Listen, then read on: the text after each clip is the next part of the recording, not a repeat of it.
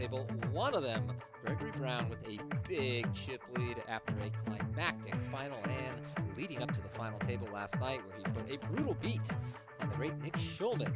His pocket queens drawn out on pocket aces.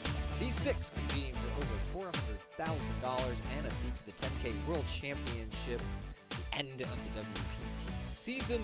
Everyone's locked up $87,000, and if you slide into fifth, you know you're getting six figures. Matt, how we doing today? What are you watching for at this final great. table? Yeah, we have a three-time champion, Anthony Zinno, at this final table, looking for his fourth title, and the other five players looking to put their name on the Mike Sexton Champions Cup today, where you already are. So you know what kind of pressure these players are under. And low jack, high jack is. start off with the chip leader, No, I'm serious. Gregory Brown, like, who has $12,200,000. I don't know. Looks like Nick Seward in second with 5.295. In seat number 3, we have Lily Coletto. She starts the day with $2,390,000. And in seat number 4, Edward Pack. He's a short stack, $1,130,000. Drake Kemper, $1,615,000 in seat 5. And rounding out this final table, Anthony Zinno. He's in the 6th seat. He's $1,770,000 in chips. Interesting first hand here. Lily with the threes, in my opinion, has a ideal candidate to move all in with pre-flop instead of giving the blinds a chance to move in over the top of her. They were about 10 and 16 blinds deep, respectively. Lily opts to go with the min-raise. I think the small pairs are going to play best as an all-in, along with stuff like Ace-X and Broadway holding, some of the suited gappers, suited connector hands around the 10-9 suited, Jack-9 suited area make for nice shoves. That said, she does get the raise through. And we look at Jeremy Brown, our big chip leader, with the pocket 7s on the hijack. She didn't have kings, huh? Just limping in here. That is a surprising play. I have to confess, I'm not speaking Jeremy Brown. I'm thinking of the man who made the final table at the Borgata and then again at the World Championship. Gregory Brown there, limping in like 4 times with the pocket 7s on the hijack. Surprising limp. As our chip leader, I don't think he should be doing any limping. I'm surprised that he is, but perhaps trying to lay a trap for one of the shorter stacks behind him. Queen 9-3 on the flop here. He bets. Man, the cards are so far away. Minimum 100,000. That'll get it done. Gregory Brown's biggest cash already at this final table, Tony.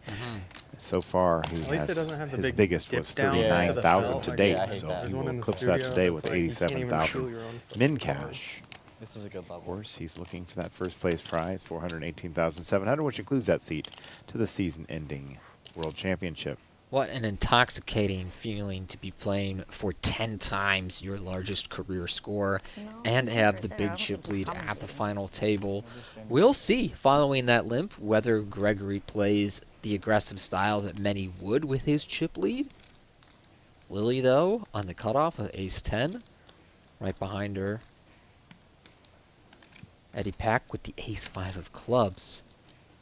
Pretty viable candidate to move in with pre-flop if he thinks he has fold equity.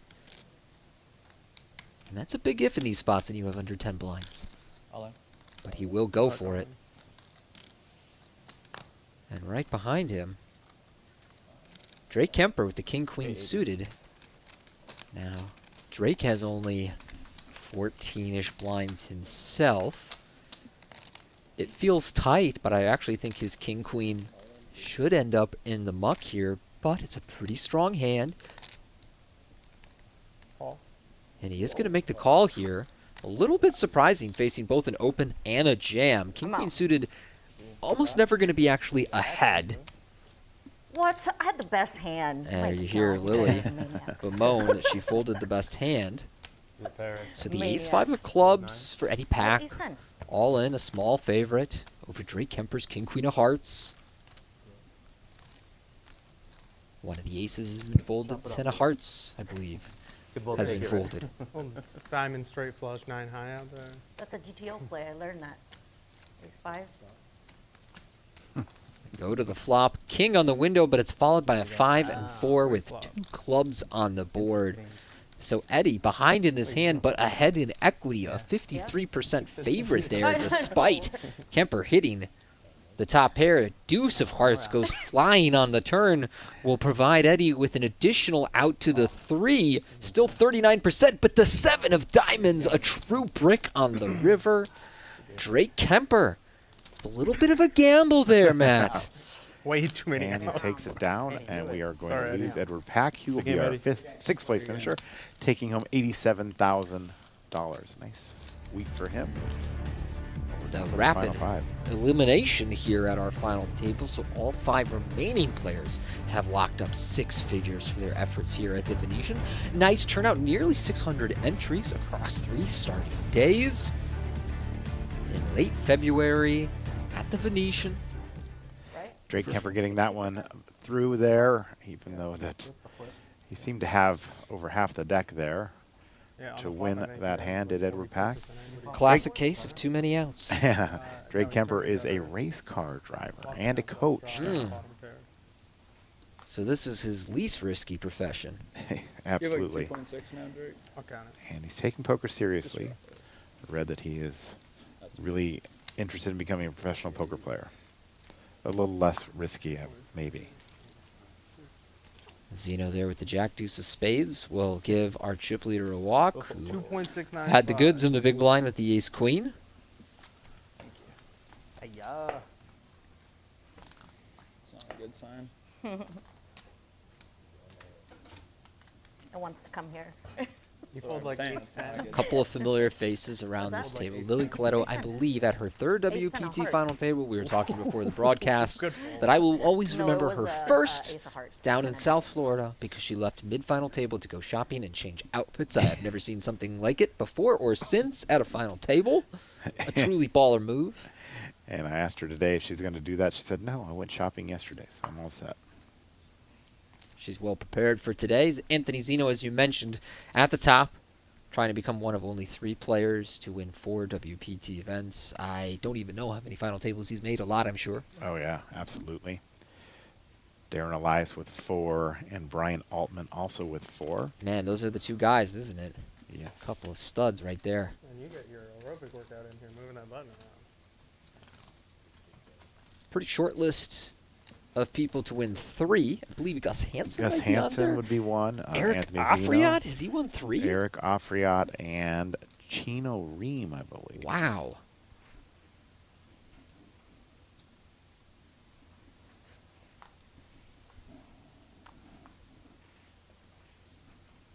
Sorry. Kemper, you can see wearing the F1 hoodie there. I watched the movie the other night. It's quite Yeah. good. Yeah. It's quite good. I also bet on it to get nominated for Best Picture. It Okay. snuck in there right at the end. Did it? Yep. Yeah. Seward now here with Kings.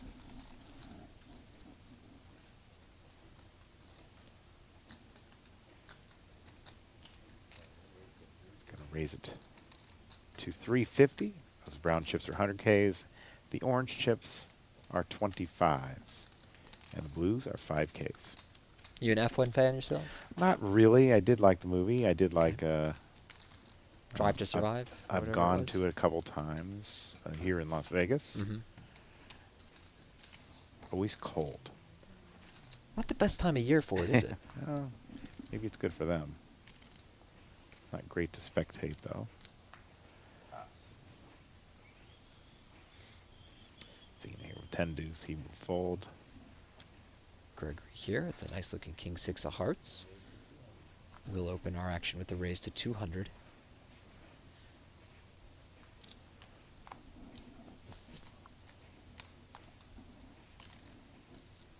Drake in the big blind with the 9-6 of diamonds. Has a flop-worthy hand here, even under some ICM pressure. Does need to be careful as Zinno is about a million shorter than ICM him. really He elects to just pass there, and yeah, very viable to lean tight and risk-averse towards the chip leader, especially when there's some distance between yourself and Zinno, and you're kind of tied with Lily. Our most experienced player at this final table would be Nick Seward. He does have a score of 516,000 and also over 3.4 million in career earnings. A very tough, accomplished player. As we talked about, has been playing a lot at the Poker Go studio. Those are some very difficult fields. So it takes a lot of confidence or a huge bankroll to play in them. Not even gonna do it. Congrats. Anthony Zinno here will take a walk with the Dolly Parton. Perfect double down.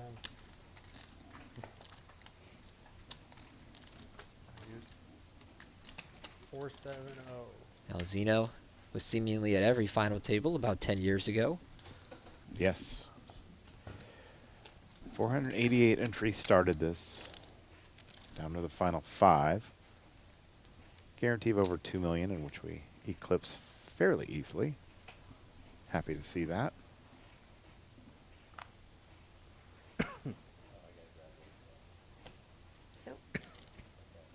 Lily opening our cutoff with the King 3 of clubs. Earlier in the tournament, I would support her open. At this juncture, I'm not a fan. Raising into our chip leader in the big blind on one of the medium stacks. I think Lily should play a little more conservative here. If, say, she was in Nick's shoes with 50 blinds on the cutoff, now I'm with you. But Lily does like to play more hands. And potential punishment coming from our chip leader, Gregory, making the 3-bet with ace-10 here. Small sizing-ish, although they are only about 25 blinds deep, so I think he still can apply a lot of pressure going under 6 big blinds here. Pick your PLOs, man. And I think he's picked a good target in Lily. As we can see, she is opening a little too wide. As we talked about, she's got Zinno outchipped by 1 million. A lot of reason to pass on close situations. And that's what she's going to do here. So our chip leader, recognizing that this was an opportunity to apply some pressure to the medium stack, takes it down with the ace-10. Lily does list her favorite hand as the entire deck, so. Sure enough. It's an honest woman. The saddies She into lists it her have to be occupation as a responsible wannabe for poker your player. summer, so it's literally She a has free been roll for $1,000. around for quite a while. Plays a lot of That tournaments, saddy you know. into Made 10K and handful 18 of final hour tables, 45. 3 on the WPT. I'm sure some at the World Series and on other stops. Just loves the game. She loves the World Poker Tour. Yeah. She told me that she. Zinno here with 15 Good blinds luck, Owen. on the button. All in with King Jack. And a close decision for Gregory Brown in the small blind with the ace-4 of clubs. How aggressive does he think Zinno will be here moving in pre-flop? He certainly has the chips to gamble. I think whether his hand is ahead of Zeno's range is going to be pretty close. Zinno, though, will be moving in a lot of small pairs, broadways, as he has here with the King Jack. They need to introduce Some of those these suited kind of hands we stacks talked to about different earlier, like levels. 10-9, Jack-9 suited. So ace-4 of clubs might feel just good enough for Gregory, who can be pretty confident Nick will not come over the top without a really premium hand. Like a call here, Tony? I'm on the fence. I don't feel too strong either way. He does make the call. Does make the call. Shows that King Jack, ace 4, as you see by the graphic. Brown is 59% to win this hand.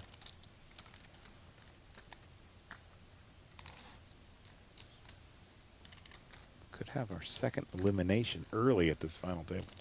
I got Zinno, small dog here. But plenty of ways to improve as we go to the flop. King on the window, but it's followed by an ace and a 3. Gregory Brown, a sizable favorite now with top pair. Zinno needing King, Jack, or running straight. 4 of hearts will deprive him of some of those outs, and now a king, and only a king will save him, so he's 2-outing going to the river. It's fun to run good, isn't it, Tony? Oh, very, very fun. 9 of hearts on the river. This summer. And so Gregory Brown, the chip leader, remains hot at this final table. 2 knockouts in about 20 minutes.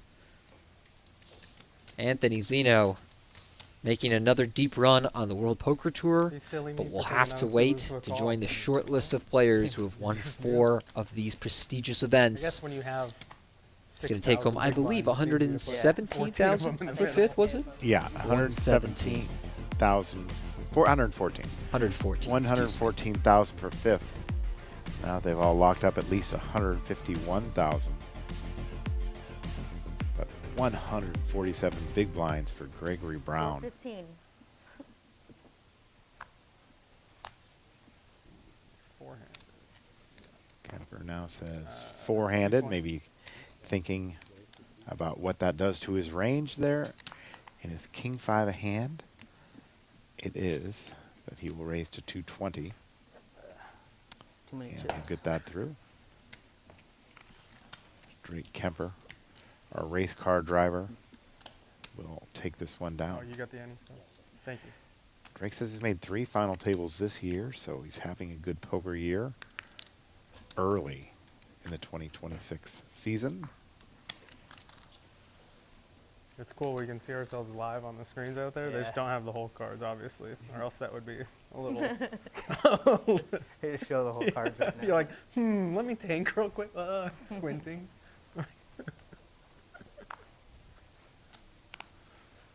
How much do you have now, Drake? I Roughly think the same. 2.8-ish. 2.8.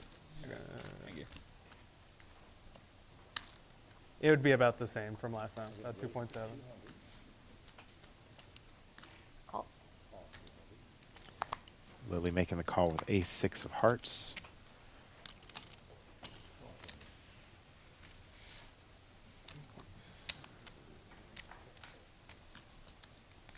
Flop is an ace-6 and a jack.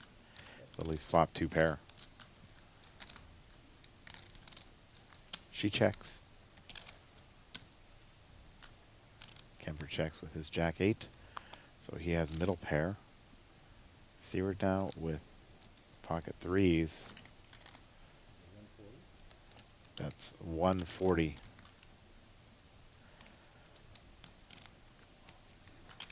Lily nailing this flop with 2 pair aces and 6s. 400. And she raises to 400,000.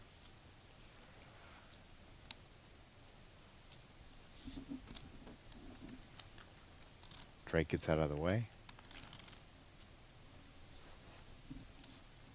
Do you like that raise, Tony? Sometimes. It's a very dry board. And so you need to 2.4. balance it by check raising stuff like king 10, king queen, queen 10. If Lily has not established the kind of image with Nick that she would attack him with check raises on these high frequency c-bet flops, I worry that he will get away too often and he will deprive, she will deprive him the opportunity to bluff and barrel off with a hand like pocket 3s, which sometimes you bet the flop, and when you have these low pairs on boards that really favor your raising range, you say, okay, I don't have the best hand, so I'm going to double and triple barrel here and try and force a fold. Lily, with the top and bottom pair, has a pretty appealing slow play candidate. So if she's created this image, like she check raises a lot, she attacks on the flop, okay, go for it. But if she's not created that dynamic with Nick, then I'd prefer to see her slow play. 3 hearts on the flop. Queen 7-6. Your player with a heart in their hand, but Brown does have the open and straight draw. And he checks. Lily checks behind. A 4th heart on the turn. King of hearts. Tempting bet for Gregory here, because I think that when Lily has a strong heart, or even like a medium strong heart, she's going to bet pretty frequently on the flop. But her check behind on the flop was That's it. very Had a automatic in a way, a sort of I didn't want to get a raised. hint though. of giving up, as it were. And I think with the open ender there and some outs to improve, just in case your opponent has a hand that's Have it be like that yo viral. a pair but not a hand in the, flush. Oh. Nice hand 1500 selection from Greg years to ago. fire Yeah, away there, like 7 take it on the bet, turn. no Not one to mention, actually look, your has chip the leader, flush. you're supposed to be applying a lot of pressure in general. He misread his hand. No, they were No, just no, totally they were bluffing. blasting off and at each Oh, I other. didn't see that. And neither of them had. They were both bluffing back and forth.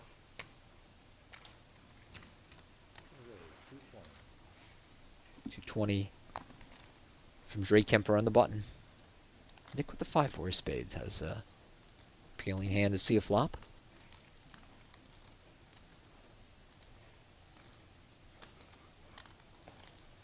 Does make the call.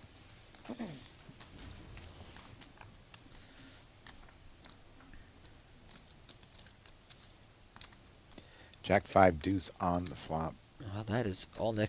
I really like that check from Drake. Exactly the kind of texture I think you should mix in checks. And with the ace of spades has some backup here, and the 9 being just under the top card, I think that's a ideal holding to check behind on the flop at a high frequency. As we see Nick improving even further to 2 pair on the turn. Now needs to debate, how much do I bet to build a pot here and potentially get called by Drake? About 600K out there. He's going to go in the 2/3 pot range, it looks like. Ooh, I wish I had more chippies. And Drake will show the ace of spades as he flicks his hand into the muck.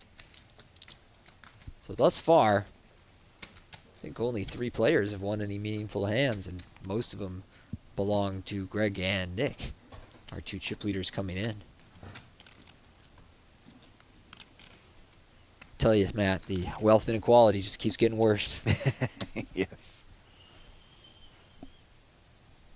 Over to Drake. Ace-8. I'd like to see him get in there with that one. I think ace-8 on the cutoff is just good enough.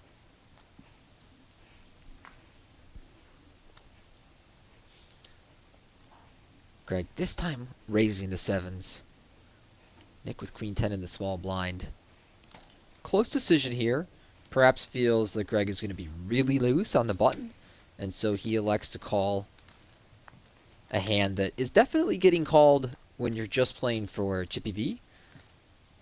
At a final table where you're second in chips up against the chip leader, you can make an argument for being more snug out of the small blind, but he may feel that Greg is going to raise very aggressively pre-flop and maybe not be as aggressive post-flop as some other players might. So he defends the queen 10. Now on ace-6-3, 2 diamonds. Facing this bet at 200K, you know, he really only has backdoors here. But he is going to call, so a float of sorts here from Nick. Perhaps planning to try and take this down on the river should it go check-check on the turn. And I guess if he believes that Greg is going to be really, really wide on the button and continuation bet every single time, I totally understand the logic. Now, with everything missing, we certainly need to bet. You do not want it to go check-check and lose to like Queen Jack or King 10 or King X. Question is how much? Do you want to try and rep an ace and bet like 700K or something? Do you want to rep a medium pair and block? You know, stuff like pocket 8s. He's going to go with the small sizing, around quarter pot. An interesting choice because very few players bluff for the black sizing, or if they do, it's very infrequent. So I will say, if I'm Greg, I would tend to believe this is a genuine value bet. However, my hand is worth what he's betting. I'm getting 5-1. Hey, somehow this guy could just have a missed flush draw. He could have a 6 for some weird reason. Or he could have a queen 10. And Greg is going to take that one down. Nice hand there from our chip leader. Interesting pot overall. Not enough overcards to maybe get him out of that hand. Yeah, you know, I do think if he had bet the larger sizing, he gets away with it. However, hindsight is 20/20. And it wouldn't shock me if Nick splits his sizing and says, I don't know, maybe he's looking at the clock. He says, half the time I'm going to block, half the time I'm going to bet 3/4.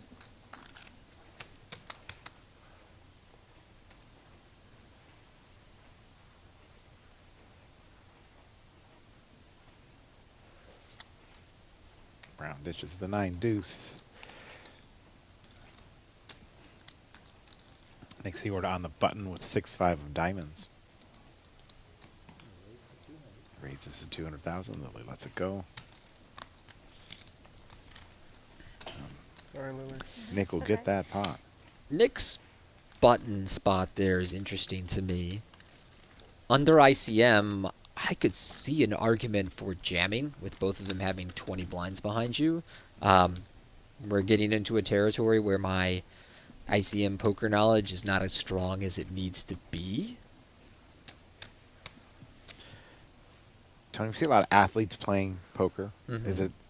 What do you think that is? Is it the competitive side of what they're doing? Maybe they're, looking to get out of things like car racing and 200? football and that. That's exactly right, Matt. I think when you're a highly competitive person, one day Father Time tells you that you're not allowed to play your favorite game at a high level anymore. And that's really hard to accept. Go ahead. However, Yeah. poker, thankfully, is a game that you can Just come play at me, at a very high level, He's ready even at late that. in life, and you can Like pick it anything up but all of it, late I'm in in. life and still obtain a really high level. So one of those games where it's never really too late to compete for something meaningful and to scratch that competitive itch. So I completely understand why Hello. so many athletes would be drawn to poker. I mean, we saw Calais Campbell playing in this field, actually. We've seen him at the Venetian multiple times. Defensive tackle in the NFL, a guy who's had a tremendous career, nearly 20 years in the league, pretty unheard of at that position. A very big man. Very big man. I beat him in an arm wrestling contest once. Wow. No, that's not even close to true. But you believed it. I was going to call there for a second, but, No, Calais Campbell seems like a really nice guy. We appreciate him on the World Poker Tour. And we've seen other prominent athletes. Most similarly, Richard Seymour has played many events on the WPT. Hall of One of the Famer. all-time great defensive tackles. Ace-5 versus Ace-8 here. Let's see how it plays out. Saw the graphic there for FlexFit. FlexFit is the official headwear sponsor of the World Poker Tour, bringing its new innovative NU series technology to the felt. You can order it at shopwpt.com. And a 15% off. Use promo code WPTStream. I am a big fan of FlexFit. Own quite a few of them. Hand developing between our two chip leaders. Greg opens the small blind with ace-8 to 250. Nick calls ace-5 at the big blind. I think a little bit of Greg's inexperience on display with the pre-flop sizing. Seems pretty clearly too small. However, it follows through on a Jack 10-7 all-heart flop with the 8 of hearts. And with no heart in his hand, Nick quickly gives up on that one.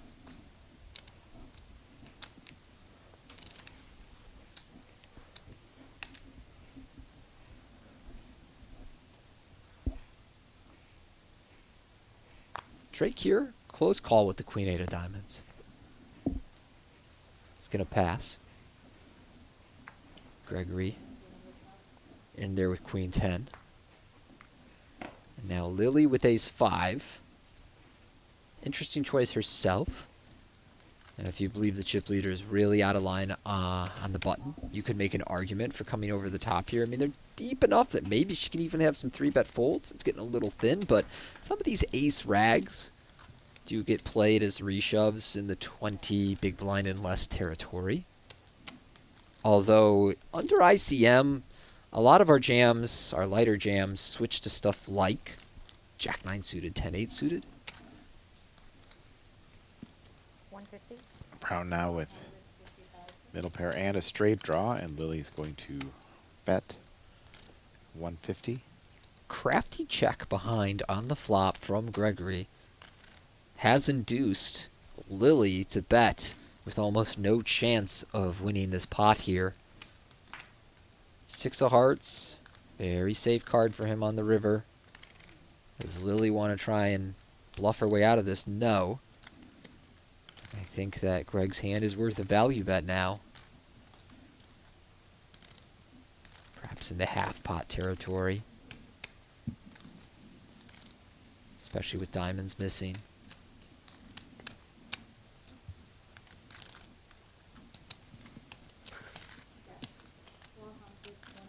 And it is half pot with the second Yeah, pair. He's a man of his word. Almost wanted to call you ace high. Lily gets out of the way. Maybe.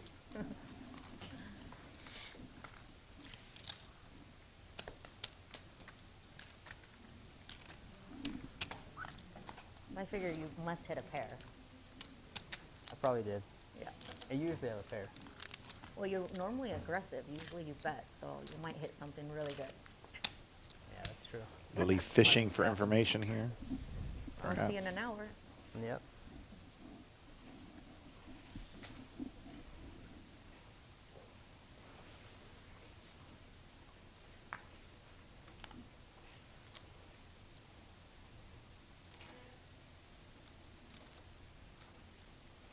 Nick now on the button, All ace in. 8 off. And he moves all in. I've had this hand twice today already. Big lick.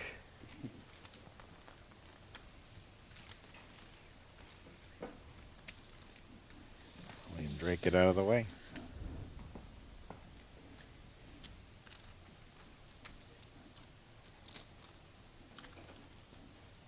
Nick Schulman, as you said, the final table bubble, taking him 67,000. Shannon Shore had heaps of chips yesterday, Yeah. coming in 8.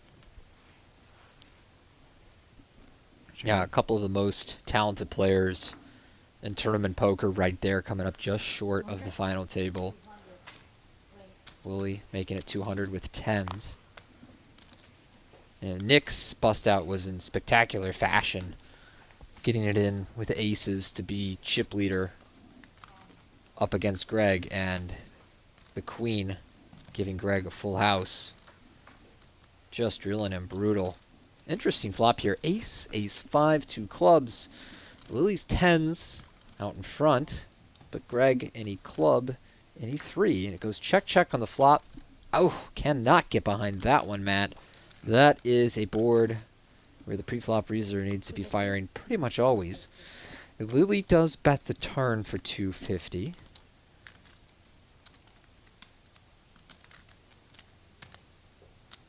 Greg will call. It's about $1 million going into the river. Lily's got 2-ish behind. Ooh, and the 6 of clubs will deliver this pot to Greg here. I'm curious whether he'll lead out, as I think he knows Lily would usually bet the flop with an ace. So perhaps he's worried. All in. Oh my god, he just moved in for 2x pot. Whoa. Lily does hold the 10 of clubs, and she snaps it off. What on earth? Holy cow. Wow, I expected her to call with an ace, especially an ace with a club in her hand. But the 10s with the club is very surprising, and you can sense the frustration in Lily as she leaves the table there. I did not expect Greg to lead all in. I thought he might lead big, but for 2x pot into the weakness of Lily is surprising, and yet he seems to have sized it perfectly, knocking out Lily Coletto in 4th place for 151,000 in under an hour of play. We have lost 3 players. Rapid eliminations around this final table. 184 big blinds now for Gregory Brown. Total domination of this final table. All players guaranteed at least 200,000 now.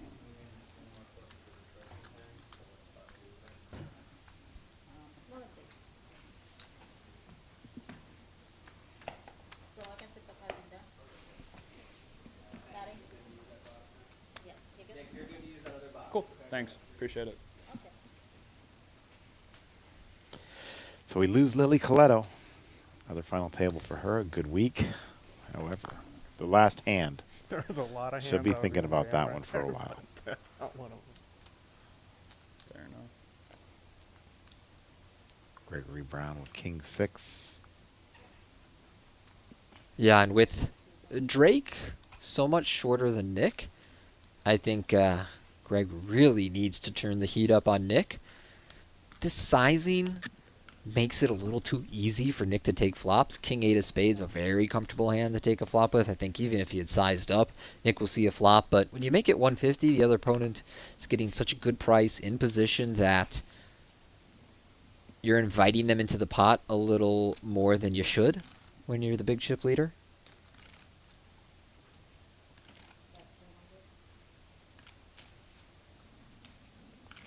Bet of 200,000 now from Gregory Brown.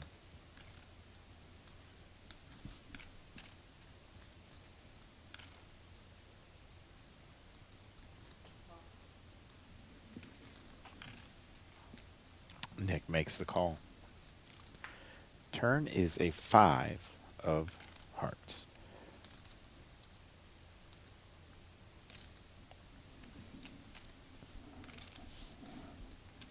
Gregory Brown shuts it down here, makes check here.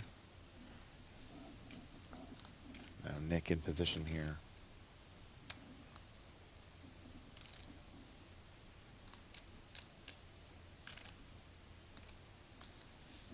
Really hasn't come into play yet, but we do have the action clock in play at this stage. Nobody's used a time extension yet. Bet of 700,000 from Nick Seward. And that'll get it done. Decides some risk that he's behind there with the king high. He'd rather turn his hand into a bluff. He was slightly ahead, but taking down the pot, a good feeling all the same.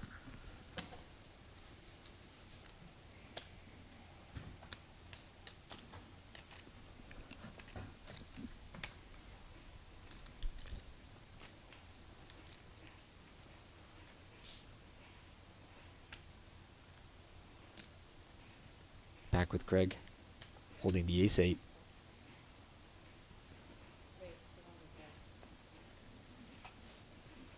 Nick with the ace-king in the small blind.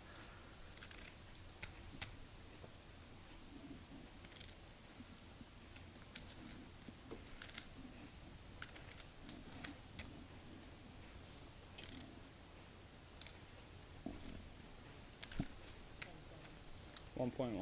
Makes it 1.1. Yep.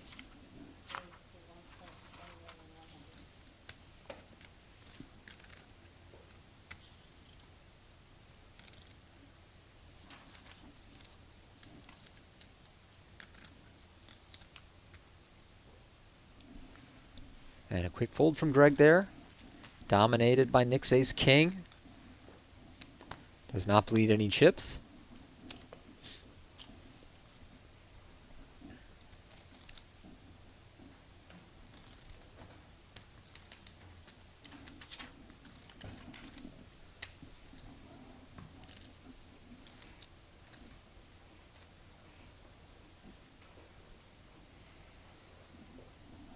Action back with Nick.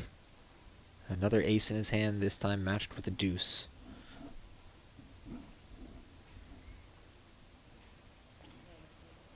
Opens for a raise. Drake with the 7-6. Going out of there. As is Greg.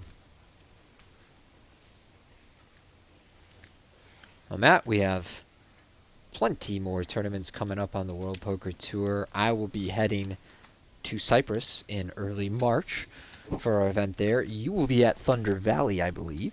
Yes, I will. In mid to late March. Correct me if I'm wrong. Yeah, so you're going to miss the Champions Club will. dinner. We have a Champions Club dinner. One of these players will be chairman. invited to. Unfortunately, you won't be there, but you'll be enjoying Cyprus. And I will be missing Thunder Valley because that is a great stop. And Ben Irwin and the team do such a great job organizing that event, hosting our players, showing them a good time. Big fans of the guys at Thunder Valley. Drake there is out. I was at our stop in Cyprus at Chamada in August and really enjoyed myself. This time around it won't be beach weather. It'll Right. be, you know, refreshing spring Mediterranean weather, a little better for seeing some sights around there as opposed to just laying out in the heat. It is hot. I'll be going there in August, so I'll be enjoying that heat. I'm going to the pool every day last year, that massive pool. Had to because they feed you. Yeah, they feed you very well. nonstop. They've got a gym, by the way. And they They're allowed do? to sweat it off. Wait a minute. Yeah, They do? They do have a gym in there. Oh. However, if there's too many people in there, they'll tell you to wait. They'll be like, nope, sorry. Too many people. Really? Yeah. Queen 9-7 on the flop in this blind versus blind confrontation between our two chip leaders. Nick, the big lead, holding the pair of queens. Greg looking to improve, fires the flop. Does improve, but not enough on the turn, pairing the 5.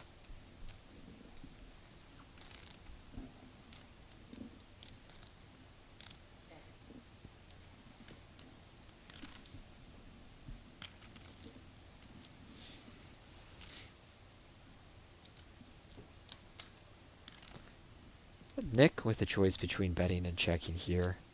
Some merit to both, though with the deuce in his hand is a little more vulnerable. But he elects to check it behind. Jack of spades on the river.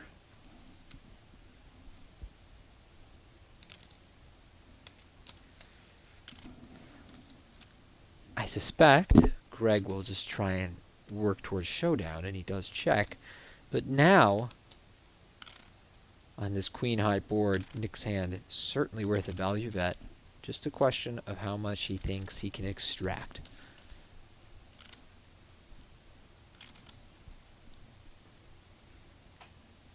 What's your opinion on how much he should be betting? As long as it's half pot or more, I think that's fine. And hard to go wrong anywhere between like half and 80% pot. He goes with 700K, so sort of where we would expect him to land in the 2/3 pot territory. Reaching for a call from a jack or a 9, maybe even a 7. Yeah, if Greg gets curious. But the 5 does not reach the threshold for our chip leader. He lets that one go. Nick takes that pot. Building towards 6 million. Drake, though, far and away our short stack with under 14 blinds. Players have 30 seconds pre-flop, 30 post on our action clock. These players play quite quickly, which love to see.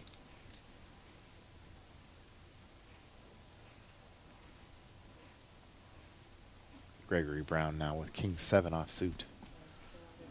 Will get involved and raise to 200,000. 10 of diamonds is haunting me at this point.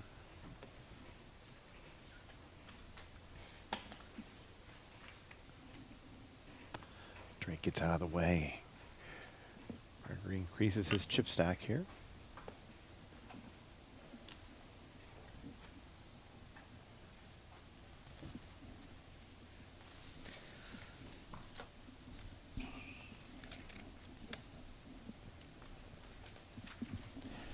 Dealer throws his cards out there. They are Copag cards, now the official supplier for the World Poker Tour, bringing his renowned plastic decks and new RFID-enabled technology to these final tables.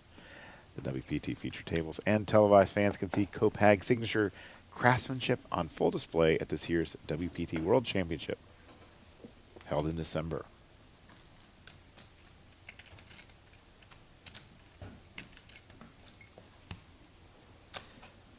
We had quite a few qualifiers from Club Gold here, Tony.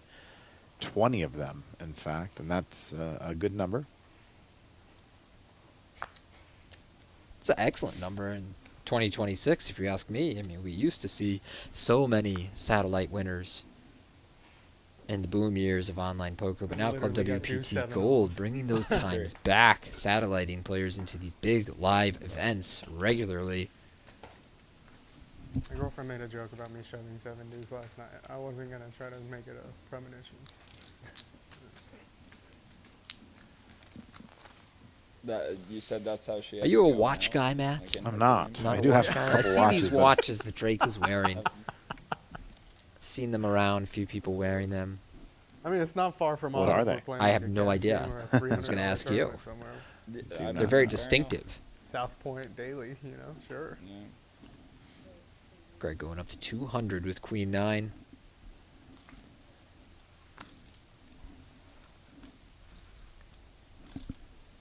Drake will see a Goodbye, flop with Queen 10. He's in strong shape here. 10 right in the flop.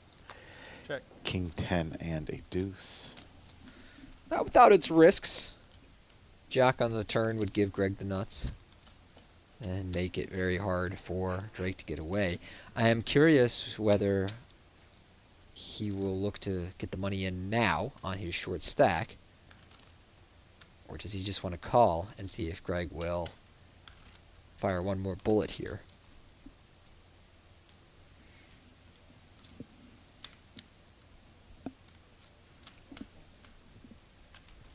I'll be the first one to use one of these things at the final throw. He's going to use a time extension. Seems genuinely uncertain about how to proceed.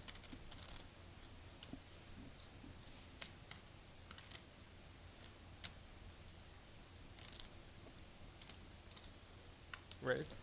And he is going to move it in here. 800. Greg. Not much of a decision with just the gut shot.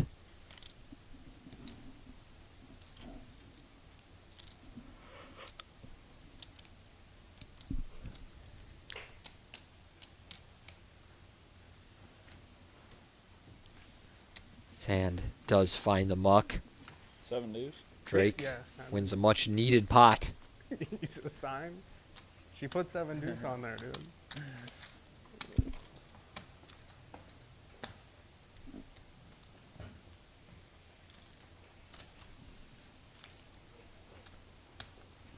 We are streaming with a delay at WPT. I see you out there in the chat. Seems like Drake has a lot of support. Who are you out there rooting for, and where are you watching from? Let us know. Now there is his support. Wow, how artistic. She probably made that overnight, too. Yes, she did. Queen, Jack, Deuce. We're watching Drake there, but it's a pop between Greg and Nick. Nick raising the King 7 of diamonds on the button. Greg defining the ace deuce. In my opinion, Matt, a pretty ideal candidate to have 3-bet with pre-flop. I don't know that you have to do it every time, but while the chips are distributed this way and you have these weaker offsuit aces, they are tempting candidates to 3-bet at a really high frequency against the opener when you can force him to fold so many hands that would otherwise try and see a flop if the third stack wasn't that much shorter. 7 on the turn gives Nick the lead.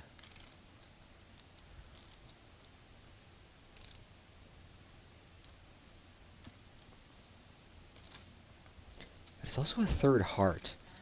And now Greg is going to turn his hand into a bluff, leading this heart, semi-bluff really, as any ace, deuce, or heart would give him the winning hand on the river. And after leading the flush he made on the river against Lily, I think he will have a lot of credibility here. As we see, Nick is going to fold out third pair there, and I like that fold, Matt. But I also like that bluff even more from Greg. Really nice play. That means that you had a good hand or a bad hand. Finding the lead there with a You like hand 6? that A little under. had tons of 420 potential probably, going into a river that we will never Thank you very see. much. Thank you. 5.2. Viewers from Northern Ireland, right So here this in dude's Vegas. got like 17 million. I have like 5.4. Yeah, who's counting? Yeah, he has many chips. I stopped counting a while ago. You're like the Federal Reserve. You don't really have to count if you own the rest of it,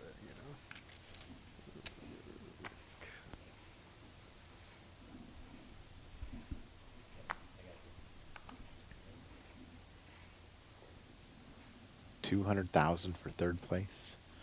Over 418,000, including that World Championship seat for the winner.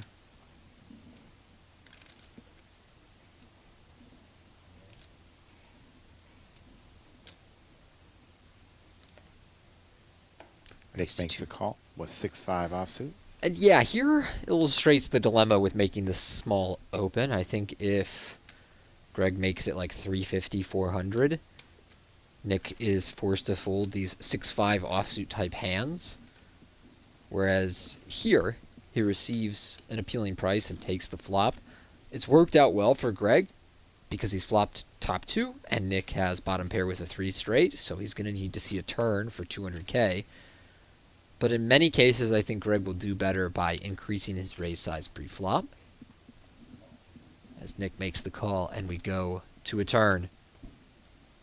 The King of Clubs. Appealing looking card for Greg, as there are some king high hands that Nick can get to the turn with, and if that is the case, he's going to be forced to pay you off for a sizable number. So Greg sizes at about 6, I believe. 650.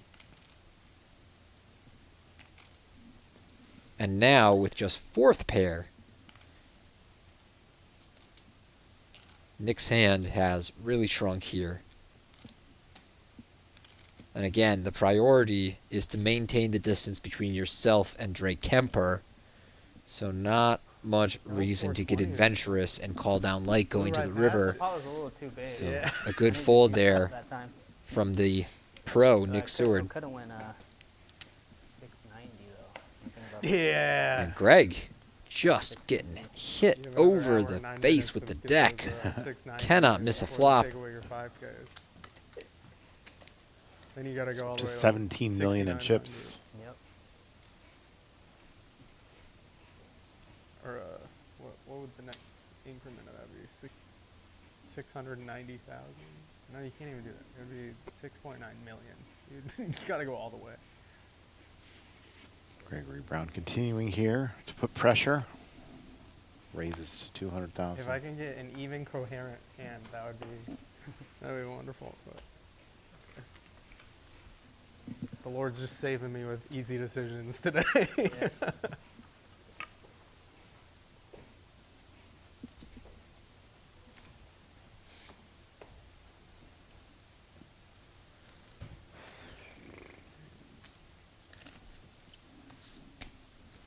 Greg Brown started this final table with 12 million. He already has 18. Going into this final table, he had more chips than the rest of his opponents combined. You're a Now good he place to has be. triple his two opponents combined. 24 million chips in play, roughly. And he's got 18 million of them. Nick raising it up. Drake is going to have to make a stand soon. It's down to 1.2 million in chips. Current blind's 50, 100,000. Yeah, you're absolutely right. Not only is he running out of chips, but second in chips, Nick Seward is not the type of player to make a mistake that will gift Drake another jump up the ladder. He's already done a great job outlasting three opponents, improving his payout by 6 figures. But this ace-7 here should be a very worthwhile hand to move all in with. Enjoy this for a second. Drake is just going to savor the moment.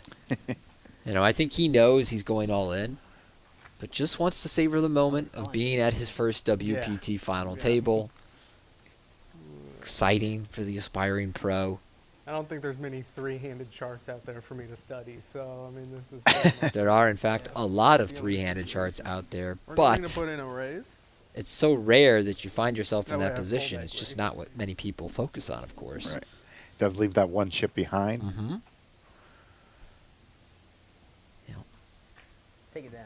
Woo! Gets it lets through. Gained a So whole is 50K Gregory on Brown that. calling there with King 4 suited Right into the and face. Nick not? In your opinion? I hope not, because it would not be an advisable call. Okay. If I do that I like don't think he would call 690 either. more times, I might have We saw that he average was on the fence with the ace-4 suited in a similar situation. King 4 suited is considerably worse.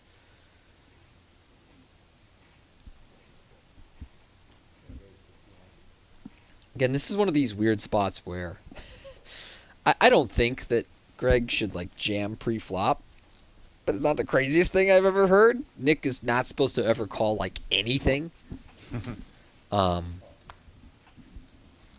And Kemper in the big blind has 15 bigs. ICM's very, very weird, though, and you don't really have to do that stuff. I think, though, if, say, Nick had 30 blinds, and Kemper had 15, and Greg had, like, 180, yeah, all in all day. Check, check there. Deuce of hearts on the turn. Nice check behind from Greg there. Pretty coordinated board. This is a flop texture that should connect pretty well with Nick's calling range from the small blind. So, very reasonable check behind on the flop. And with 600k out there, what does Nick want to bet to build this pot with his strong top pair? He's going 450.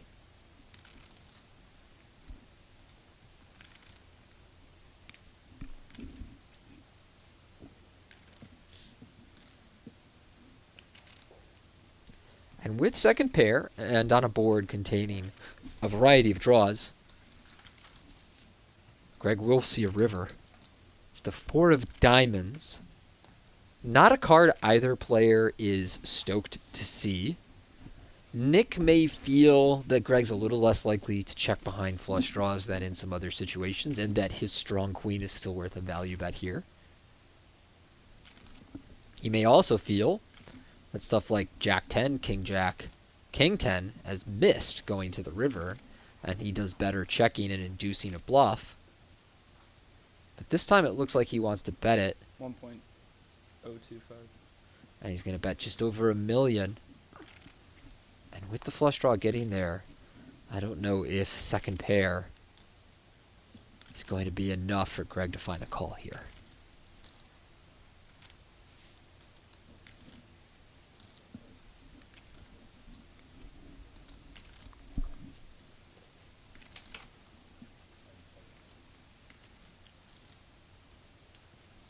Call. He is going to make the call. A surprising one there from our chip leader, as he will lose the largest pot he's played at this final table that wasn't just an all-in. Good pot there for Nick, extending his lead over Drake.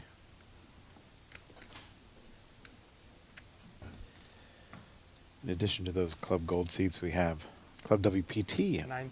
where you can qualify for live events 9 ball. upcoming. We have some people qualified for our event at Thunder Valley. 4 Heine good. You can qualify and win a WPT passport for $5,000 at Club WPT. You get a free 14-day trial using promo code WPT2026.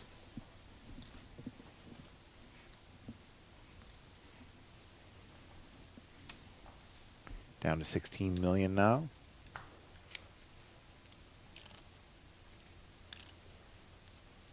Kemper says he's looking for any two reasonable cards here. He'll be shipping it in.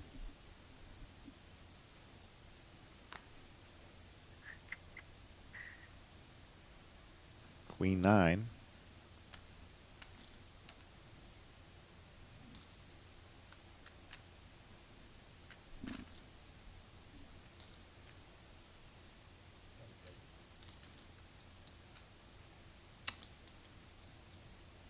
Fold. He folds. Queen 9. Seem close. They're downgrading a little. Queen 9. Tony, what's the least you'd like to see him shoving with? Suited, I gotta go. Kemper Yes. on the Like button, 8 bigs. opening Yeah. the action. In there. Yes. 12. Any ace, Fold any more suited Huh? connector, 9-8 More suited than 12 is plus, more than 8. any pair. Any Broadway Jack Fuck, 10 we're good at offsuit math. plus, although maybe something like Jack 10 is a min. Probably not. It's just an all-in, I think, at these stack sizes. And suited kings down to somewhere around king 7-ish. Maybe it's a little bit further, that. but now we're stretching my knowledge. Queen 9 Makes a suited, change. no, then. Oh, queen 9 suited all day. Did he fold queen 9 suited? He did. Or Oh, no, I'm- unsuited. Oh, unsuited. Yeah. I was gonna say I didn't see him fold queen 9 suited. Yeah, queen 9 suited is got to be in there as well. Queen 9 offsuit, worth considering as one of our min-raise fold hands. You have to be pretty careful not to overcook that when you've got 10 big blinds, because you're really only min-raising very strong holdings. And so if you start doing that too much with mediocre hands, your opponents can recognize that you're a bit out of sorts. All in? King Queen, though, certainly worth the all-in on 10 blinds in the small blind, and a close one for Greg. Given the price, I don't think it's crazy to call. I don't think it's crazy to fold. I mean, you're never ahead unless your opponent shows up with, like, 4s.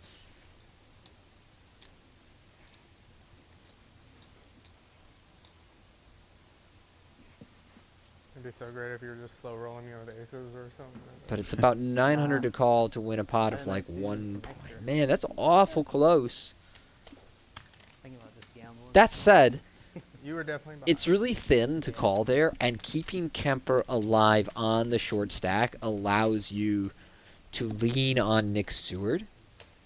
And so that may factor into Greg's decision making there. Like, I don't think 10-9 suited is winning very much by calling, if anything, considering the price. So given that keeping Drake alive is useful to Greg, I really like the fold. Aces now here is exactly the kind of hand we should be min raising. Ooh, okay, now I have less big blinds. I would like to make it. Ooh, don't like big this blinds. though, Matt. I think we want to have some min raising hands. That way we can min raise fold sometimes and steal the pot. And we need to use our disappointing. biggest hand as an induce, coupled with the fact that you want to give If the I big blind a min-raise it, chance though, to it's gonna see a look flop, like aces anyway, make a so, hand, like, you and might then as well double you just up. put 'em all So in there. I really cannot get behind the shove there from Drake, and I really don't like that he showed it. At least for me, I You would have flopped 5 pair, dude, trust me. Ace 3-4 would have been an astounding flop for me. Good. Very good, thank you. Thank you. Greg here with king 6 suited on the button. Nice looking hand as our blinds have gone up to 75, 125. So Kemper right back in the 10 big blind territory, slightly more, but after he pays the big blind and the big blind ante, he drops right back into that territory. Didn't get paid off on those aces. I like your explanation there, Tony. Got to get some action on those type hands, three-handed. Yes. Yeah, I think that he should be min-raising somewhere around 10s or jacks plus, ace king, maybe ace queen suited, right in that territory. Nick with the ace 5 of clubs. Makes it 250, I believe.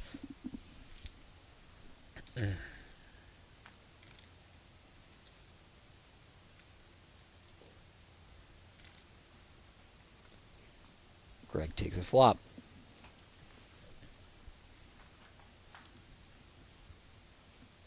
Ten, 9, 8.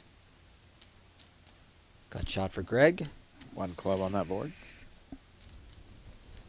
Greg checks.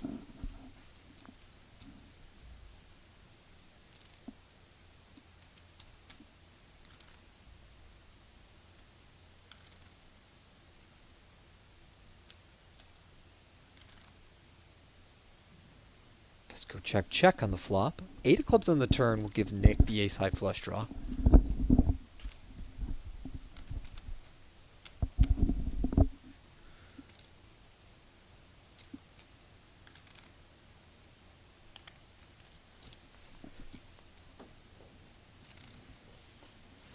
He'll bet Greg will bet 300K with his gut shot. Nick now has too much hand to walk away. He also has the best hand.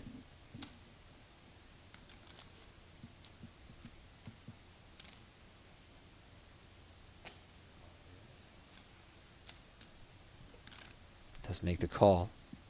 4 diamonds on the river will actually give this pot to Greg if it goes check, check on the river.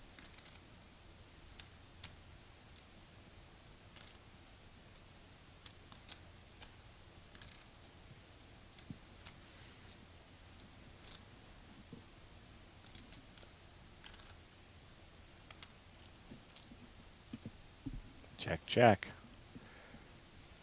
4s will get it done. River the nut. Always a little frustrating when you're I might way have to ahead look going at my into the time river right there. there. Got a guy drawing extremely thin, and then he hits one of his very few outs. I was like And you have worried just about enough the all hand to one. check it back and Like, I don't realize wanna that you break lost. anything. I was just sit here like, I'm always bad about that, like the first level or two of the day. I was just have to go immediately. that was bad for me a couple days ago. I'm looking at the clock like 40 minutes till break, Mhm. and that was when I had like 10 bigs or less or whatever. I'm like, I can't leave. I'm like, oh. Kemper a little frustrated there, folding the 8-4.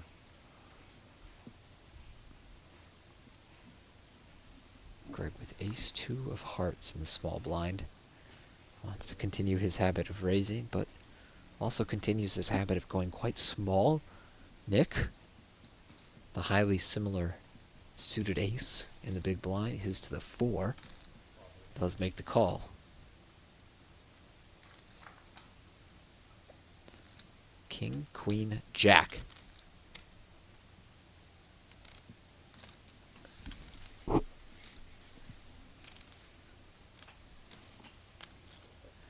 with this bet of 250, Nick may have to bow out with slightly the best hand. He does have a good shot and a backdoor flush draw. And he knows that Greg has been opening very wide from the small blind, so maybe he'll get sticky here. And he will. Not the worst hand to do that with. No, right? not at all. Okay. King of hearts in the turn.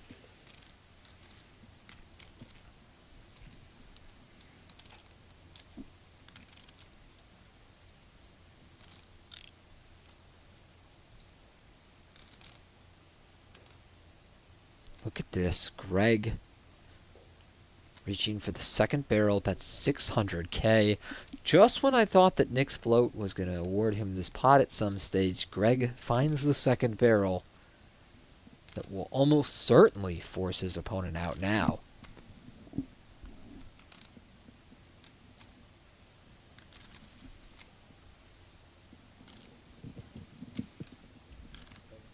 But Nick going to mull this over, but eventually let it go. Good bet there.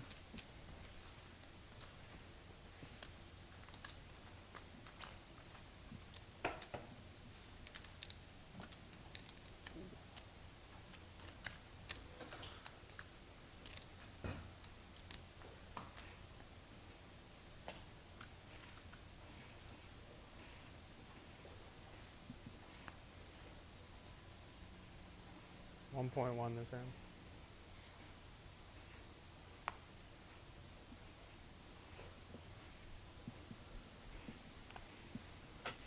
Folds over to Nick in the small blind. He has a janky 8-4 against our short stack, Drake Kemper.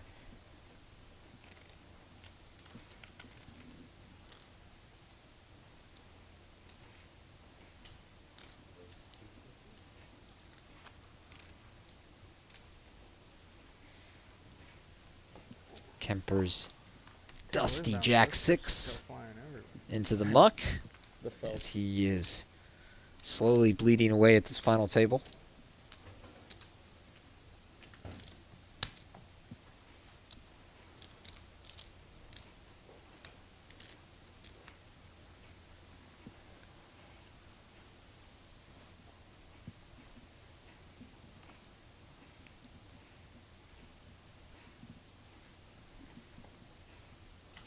There will open the ace-3.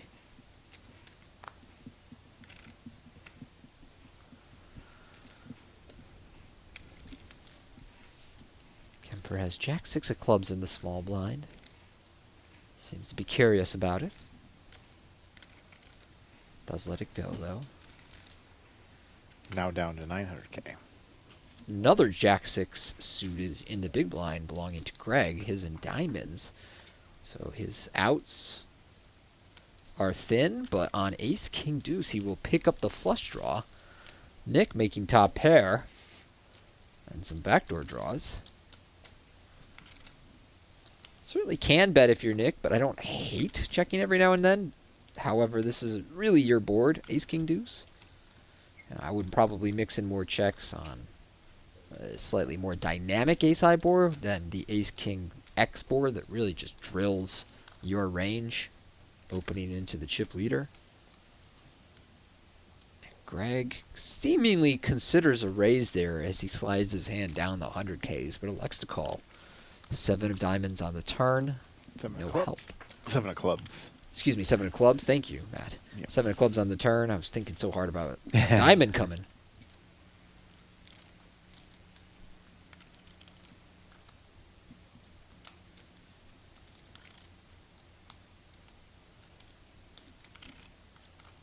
merit to both betting and checking this turn, but many players continue betting, as it's a pretty dry card that puts a second flush draw out there. Nick does check behind. 5 of hearts on the river. Will Greg turn his flush draw into a bluff here?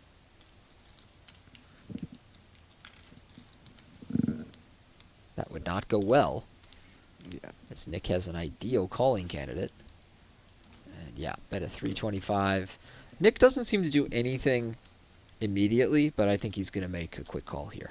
I don't think he would raise. Folding's not ever a consideration.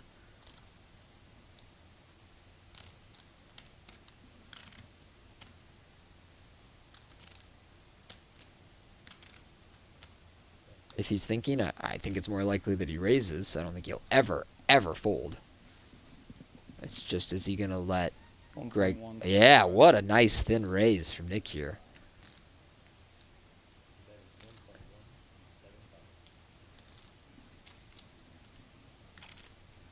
He's essentially saying, you've bet an amount that is not the right price for my hand to play for. I have a hand that's worth a roughly full pot going into this river when the action plays out like this. And so if you try and block and go to the river, I'm not going to let you do that. All right, now I have a price both of you guys can afford at the same time. Wow. So a nice hand there from Nick Seward, the pro. Remains a tough customer for our chip leader, Greg. That's all I can do. Got nothing. Like complete dust. Fair I'm enough. like, what, But you think did I it have beat 3-4? his nothing? Yeah. Did he put me on 3-4 here by jam? 3-4 would have been a hard sell. First place, 418,700, including that seat to the World Championship. I could have went for That it. season's All end right, in boys, December. 900K. Kemper now all in 900,000 with the Ace Jack, and Brown with Ace King. Only deciding on what to do here. But you know he'll be playing this pot. Call. He just calls. Look at this. Even Nick with the ace-9 has a hand that if Greg had folded, would have called. But instead, facing an all-in and a call, I think he'll just let it go. Yeah, he will. And so all 3 players holding an ace. That's not good. But the jack is the relevant card for Drake Kemper. Trying to connect here, stay alive at this final table, or we'll be down to heads up in under an hour, Matt. Can't remember the last time that has happened. Okay, so our race car driver well behind here, and now drawing extremely thin on King 7-5. He needs to go runner. Otherwise, he's going to be our 3rd place finisher. Hold on. 10 on the turn will give him outs to a queen. He can make Broadway. Sweaty. Right, let's go to a river. It's another king, and with that, we will lose Drake Kemper in 3rd place. His first WPT final table, a strong showing for the race car driver. His biggest cash ever, 200,000 for Drake Kemper. We're heads up. Nicholas Seward and Gregory Brown will come back to see who's going to take down their first WPT title and put their name on the Mike Sexton Champions Cup. Fast and furious action here, Tony. Not fair to make the racing reference after Drake goes bust. We'll be right back.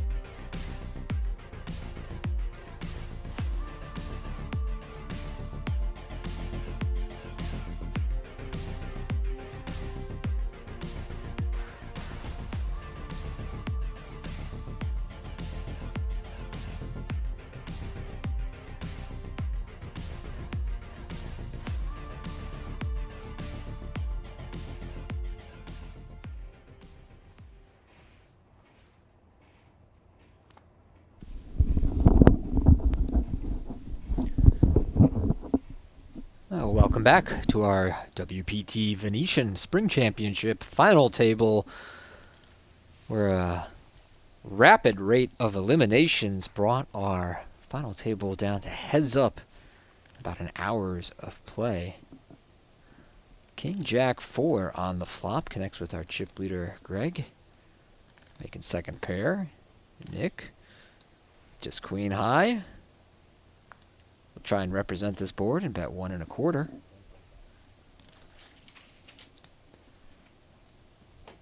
Greg enters heads up play with a 3-1 chip advantage. Our levels go from 1 hour to 30 minutes. Queen of Hearts on the turn will improve Nick's hand and give him the lead here. Following such a small bet on the flop, he may reach for more, or he may believe that since some of Greg's hands that reach the turn are stuff like Queen 9, Queen 10, that his hand plays better as a check. Let's see what Nick wants to do here. He'll check behind. 10 on the river. May kill the action here, putting the 4 straight on the board. Does go check, check. Queen ball.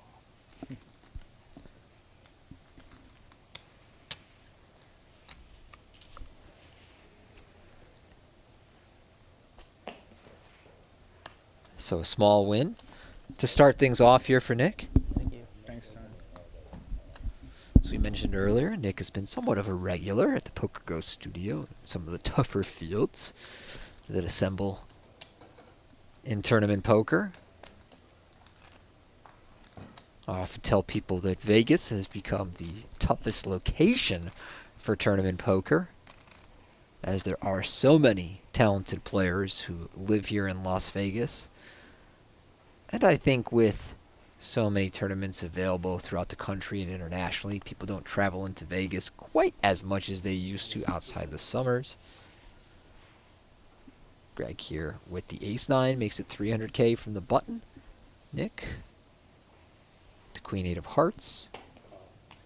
We'll see a flop.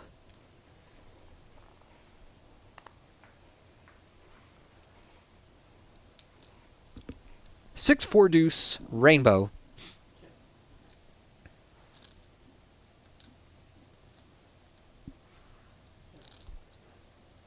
Check, check on the flop. 5 of diamonds on the turn. Improves neither hand. Does give Nick a gut shot to a 7. And on this low board, I think calling out at the big blind is an easier texture for him to represent. So he will bet about half pot there, a little less for 300K.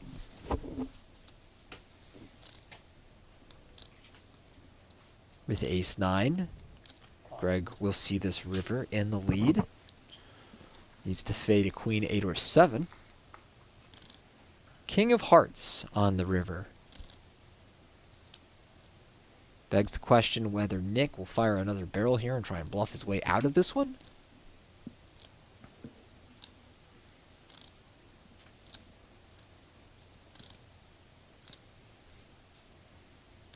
Certainly won't win by checking. But not a great card for him to represent if he were to size up here. Yeah, I like his choice in sizing here of 375, essentially saying I have something like a 6 or a 5, not I have a straight or I have a king, which I think is much more believable here. We'll see if it generates a fold from ace-9, though.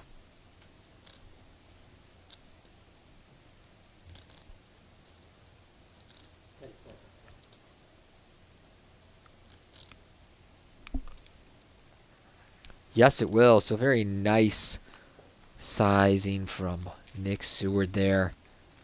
Telling a believable story that he had somewhere around second or third pair and was going for some thin value on the river.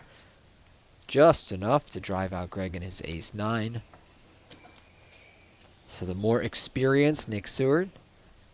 Down about 2.5 to 1 in this heads-up match. It was 3. We'll see if he can bring these two to even. Capture his first WPT title. Greg, as we talked about earlier, Matt, if he were to take this tournament down, would win 10 times his largest career cash. Amazing. And as we said, Nick Seward has the advantage in experience. How much does experience come into play in your opinion here, heads up? Quite a bit, because there's nowhere to run, heads up. If you're not thinking about poker well, and you go to a bunch of flops, turns, and rivers against somebody 50 to 100 blinds deep, over a large enough sample, they should chew you up. However, it's pretty easy to run bad for a couple dozen hands heads up and get absolutely whacked. And I don't mean that, oh, Greg is, some inexperienced, recreational player who doesn't know how to handle himself here. He's played very well at this final table. But it's more likely that Nick is familiar with the nuances of heads-up poker, being the more experienced player.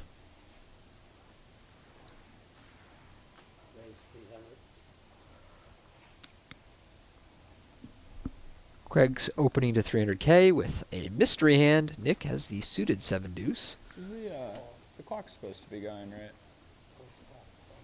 Oh, okay, cool. Didn't know that. Oh, there's no clock right there? There's no pre-flop clock, I guess. Oh. Yeah, it's just post.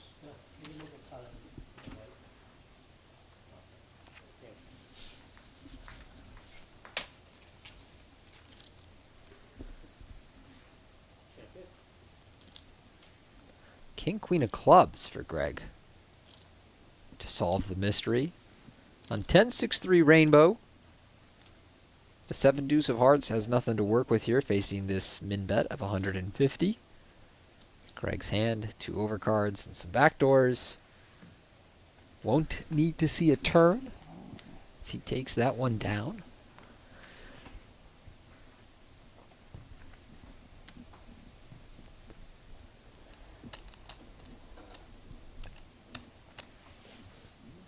This was a loaded field, Tony. You played in this event. Played day 1C. On the night of 1A, I flew to Burbank, and the following morning was in the studio with Vince Van Patten doing an episode of the WPT. It was our Creator Television final table where 6 influencers battled it out for charity. That had to be a fun watch. It was a fun watch. It was a very talkative table. Not a very familiar with poker table, but a nice change of pace. I mean, as you can see here, these guys are both really talented poker players, but very quiet, of course, and that's completely normal and understandable. It's tense when you're at a big final table. Again, we said Gregory's playing for 10x his largest career score, and for Nick, if he wins this tournament, it'd be the second biggest score of his very accomplished career. So it's hard to feel really relaxed when you're playing for such serious money. And we'll continue that thought in a moment, though, because Nick, with bottom pair, has for now outflopped Greg, whose open-ender gets a free look at this turn, 9 of hearts. And I think especially with a heart in his hand, and what we've seen out of Greg, I expect him to start betting, and given this board texture, probably follow through on the river. He's going to have a very good bluffing candidate on most runouts here. But that bet at 250 is unlikely to force Nick out. You don't really check back pairs and heads-up poker and just follow the turn to a bet under pot. And so we will see a river. Another 3. Gin card for Nick. And a pretty good bluffing candidate for Greg here. You do have the 5 of hearts blocker. You can bet and just fold out draws that are better than yours. Diamonds, Jack 10, 7-6. If you bet big, it puts a lot of pressure on a 4. You're going to want to bet big with your flushes. He goes half pot territory, a fine sizing as well, trying to sell the idea that he has an 8 or a 9. And Nick, of course, going to raise. I think that if Greg had potted here, bet over pot, Nick just calls the river. But when he half pots it here, I think Nick will attempt to play for more, especially after we saw him raise the ace-3 on the river earlier. While this is not the exact same scenario, it does tell us that in these close-ish decisions on the river, Nick's going to find the raise. Throws out that time extension. Still has a stack of those, each of those worth 30 seconds. I think something around the 2.2 area seems right.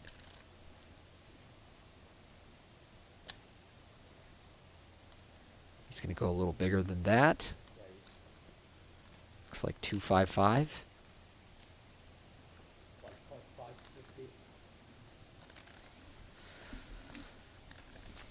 And now Gregory will posture a little bit and let this one go as he essentially has the nut low.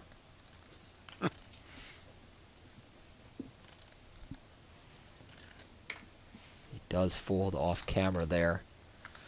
So Nick Seward continues to make up the distance.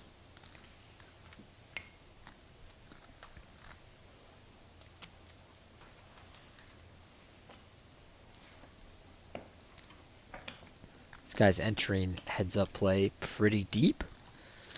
As I spoke about while we got underway, we are playing 30-minute levels, heads up.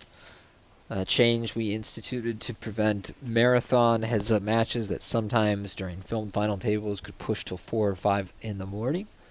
And with that, with the action clock and being heads up, they do No, play that time. many, many more hands. So Yes. it does make sense.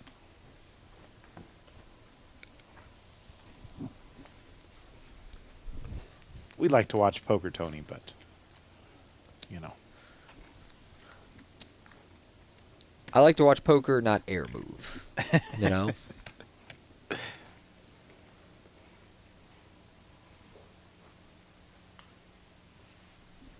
And I think by reducing the level time and implementing the action clock, we've prevented that kind of thing.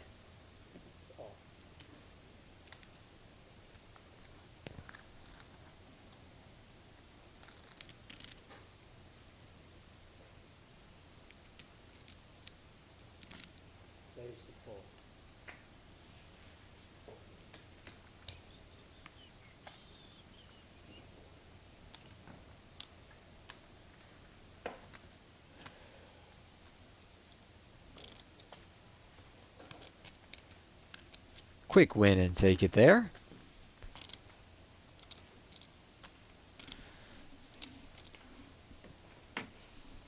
You know, Matt, we often talk sports during the downtime of these streams, but I got to tell you, I think February is just a little bit of the dead zone for sports. The NFL's over following the Super Bowl.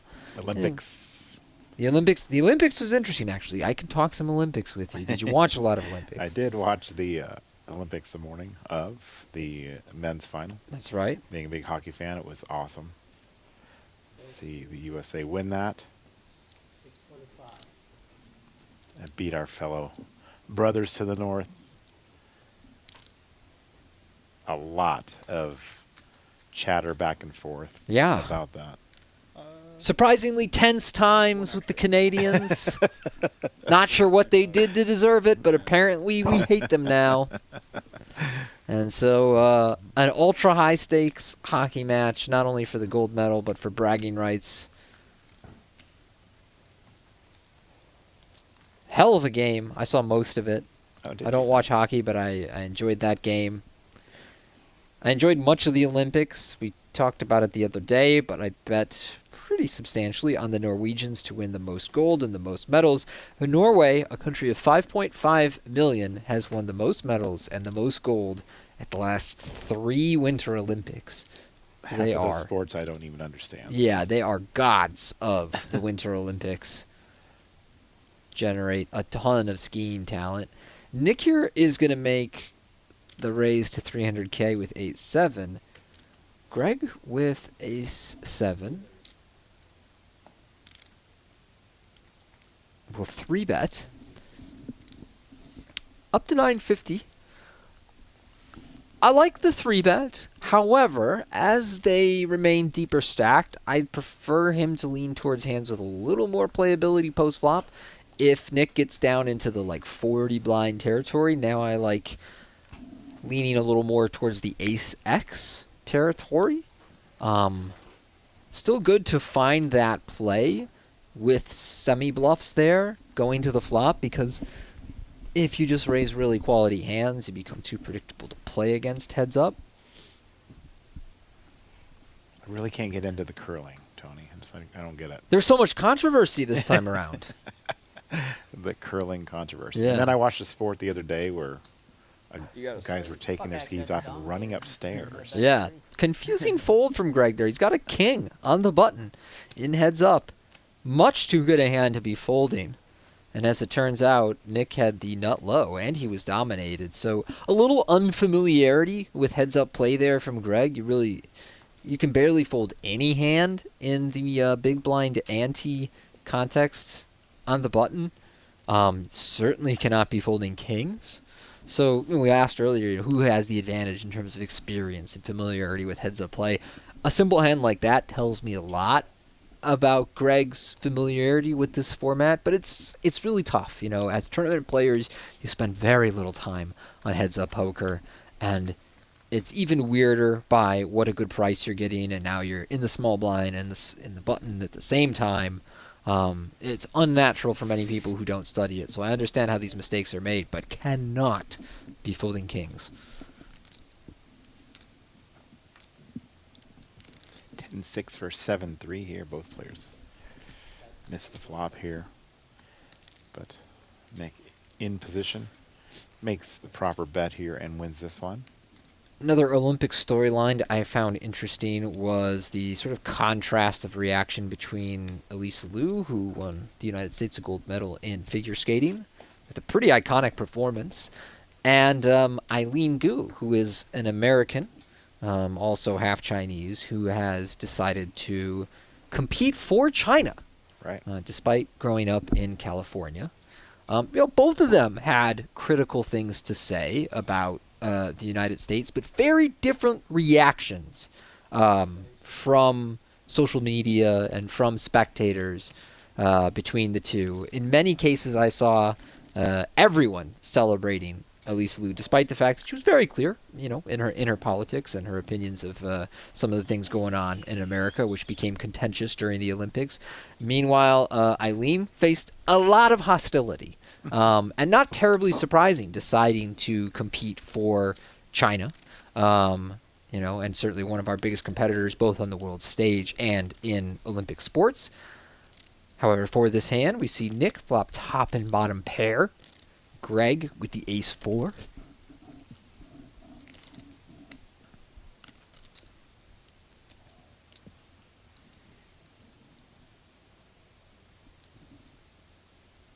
Nick gonna make the check raise here. Hope that Greg has connected enough to build a pot. Doesn't look like he has to me. Raised to 750 by Nicholas Seward. Lets that one go. The last Olympic controversy I found interesting, which was also related to the hockey, was Kash Patel, FBI Director Kash Patel, partying and binge drinking in the locker room of the men's team after they won the gold. They bestowed him with a gold medal, sort of participation trophy, I guess. Chugging some beers. What did you think of that one, Matt? Oh, Tony. Well, they boarded up a plane today and they went to the Capitals to. They will be at the State of the Union tonight. Yeah. Yeah. Oh. That's Trump made sure to invite them. Cool. I'm sure they'll enjoy their time.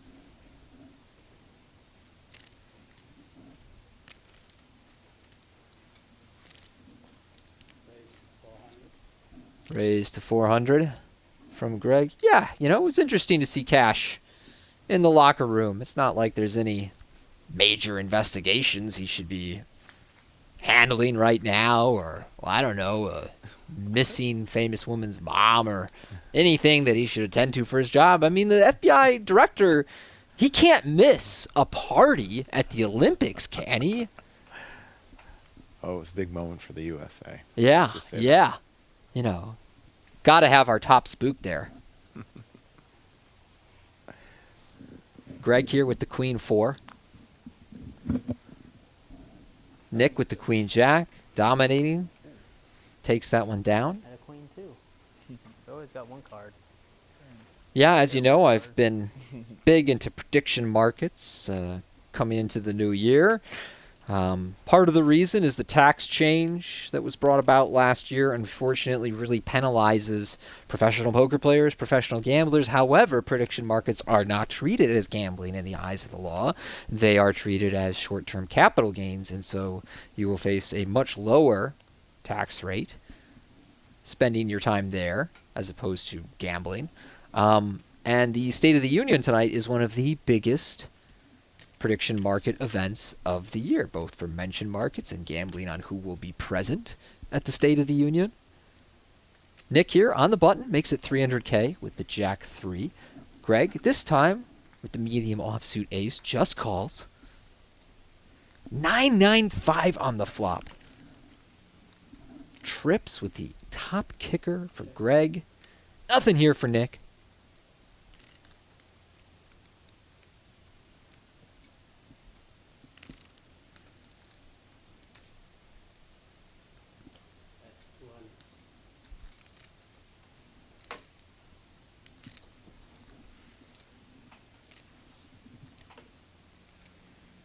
Gonna slow play it this time, Greg.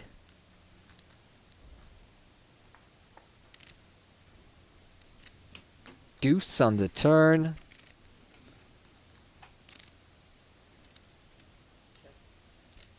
Continues to check here.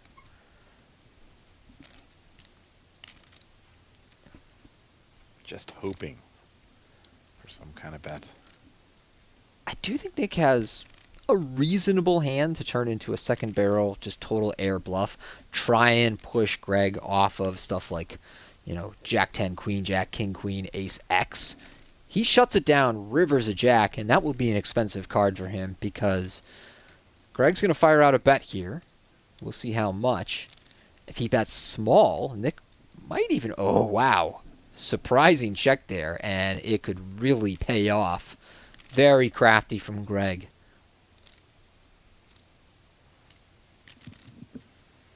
Giving Nick an opportunity to bluff here. We know he's made jacks and nines.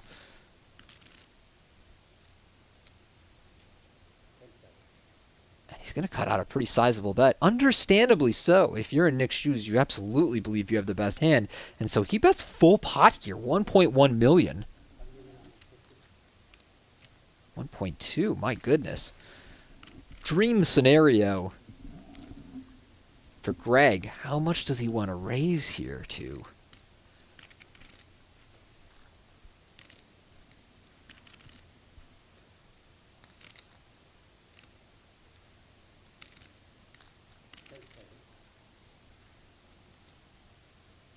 Seconds he had. 3.5 million. 3.5 million. Wow.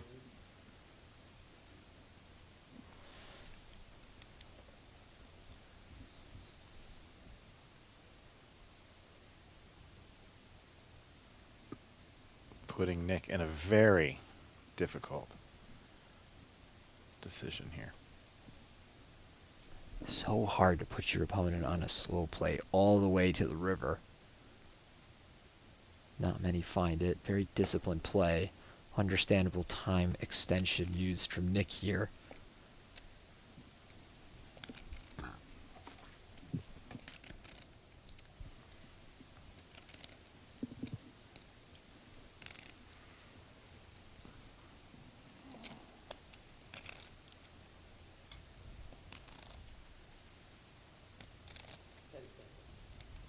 One of the spots where nobody finds the slow play, but nobody finds the bluff.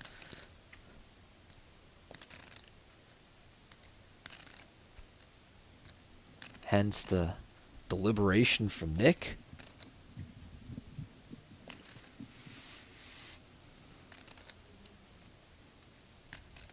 Perhaps he tells himself, well, what's more likely, a big slow play or a big bluff in a spot that nobody finds? And the answer might be slow play. Another time extension. Yeah, I totally understand why you would want to use multiple here. This is the biggest pot at the final table. And Nick's decision's so awkward. So unusual.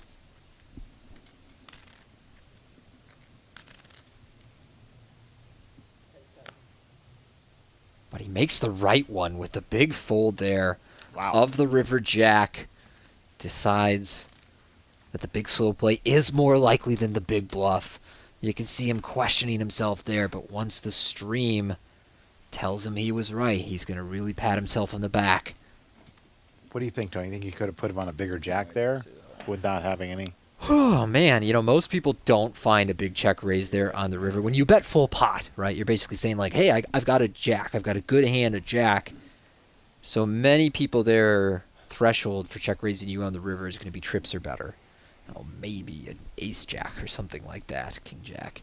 And many people still facing a bet of that size just don't really find the raise there. So you're just playing a big hand or bluff game against Greg. We have in the chat, we have polls going on. I've never seen this before, Okay. Tony. And people were voting on whether Nick would make the call. 72% said no. So Yeah, 72% were right. That's probably the right frequency. Just fold like 3/4 of the time and call a quarter of the time. You know, just close your eyes, look at the clock, and if it's like 2 or less, make the call. Maybe 3 if you really wanna. If you really believe this guy gets out of line more often than usual. Here, Nick will not need to make a heroic call, as it goes check check on the flop. He's got second pair on this 10 high board. Greg has king queen with the king of spades. And he's about to face a bet of 4 1/4.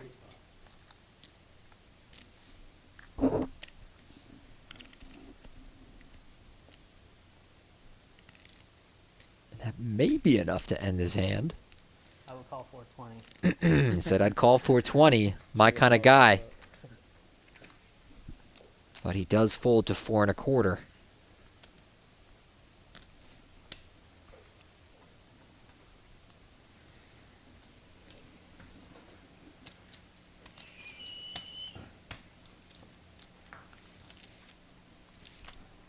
Yeah, you know, the NBA, of course, going on right now. Regular season hockey. But the next big sporting event is going to be March Madness in a few weeks from now. It's a great time to be in Vegas.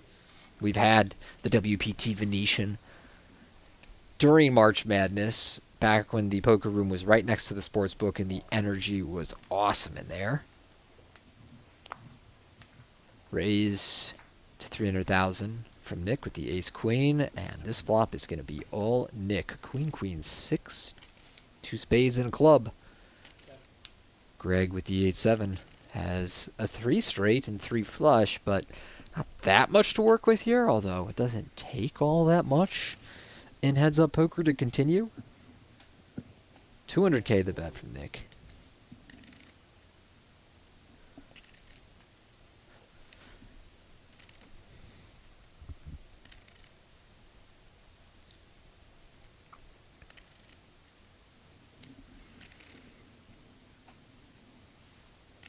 And he does let it go. Good fold there for Gregory Brown. Head on over to Shop WPT. Use the promo code WPT Stream and get 15% off.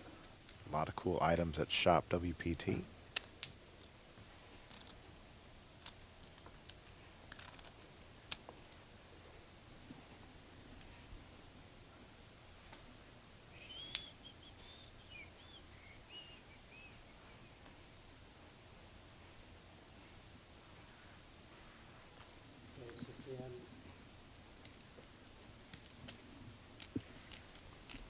Gregory Brown raises to 300,000 with King Jack of Hearts. Seward lets it go. Oh, shit. Not, Shows his cards. You don't like that, right, Tony? In a spot like that, I think it's harmless. Okay. I don't like showing your card when it really clues in people about how you play. That's why I didn't love Drake showing the aces when he open shoved them on the button. It meant that if he min raised in the future, he was very unlikely to be inducing and more likely to have a hand that would raise fold. So now he's giving his opponent some free information about how to exploit him. But when you just raise King Jack suited and your opponent folds, not telling them anything by showing the hand, you're just sort of helping pass the time easier by looking at some cards. Ace-8 for Nick here.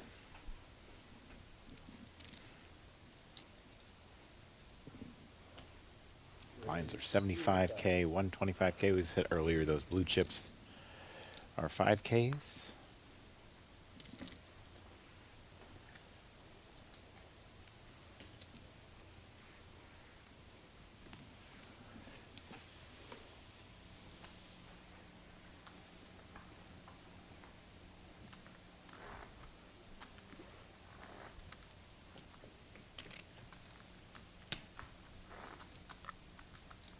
Here is the Mike Sexton Champions Cup. Looming over the table, as well as the trophy you get for winning a Venetian event during the Spring Championship. We did have one WPT champion in the form of Anthony Zinno at this table to start things off, but he was short-lived. Greg here opens 6-2 of hearts on the button to 300K, and Nick wakes up with jacks in the big blind. 3-bet incoming.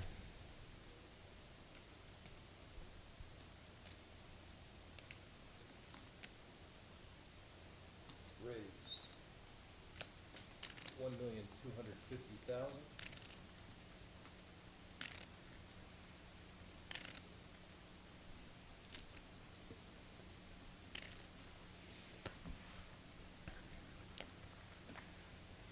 Greg will let the 6-2 of hearts go.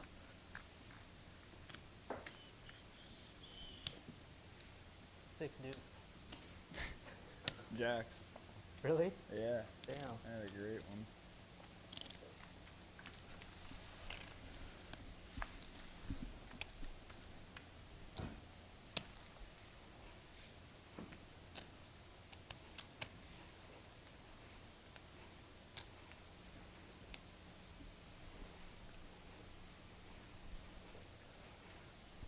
Nick with 10-5.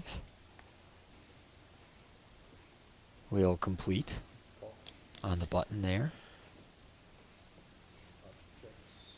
Greg will check King Jack, a hand that I think he should raise pretty frequently, Matt. Up against the limp, his hand's going to be well out in front. Jack 7-4. Top pair for our chip leader.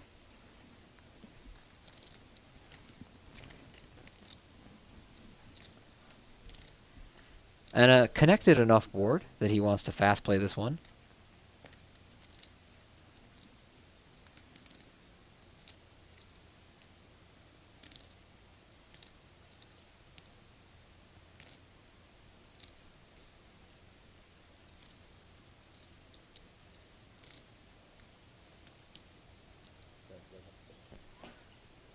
Surprisingly, Nick is going to continue here. He really just has, you know, backdoor hopes of making a draw. 7 of diamonds does not improve his holding at all. Won't get him in any trouble.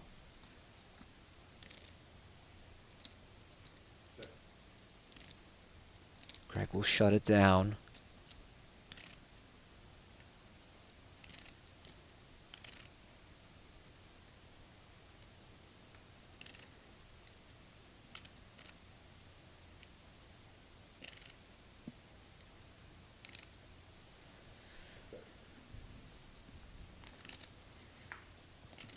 He improves further on the river.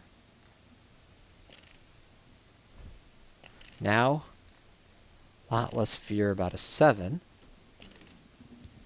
Still a weird spot because it doesn't feel like Nick has anything. I guess he can have a 4, but for the most part he's going to bet his jacks or his 7s on the turn. You block, of course, your opponent from having a king or a jack. But still, Greg with a very big hand here is going to bet 600K, try and get some value from his opponent. It's not going to pay off this time, but worth the effort.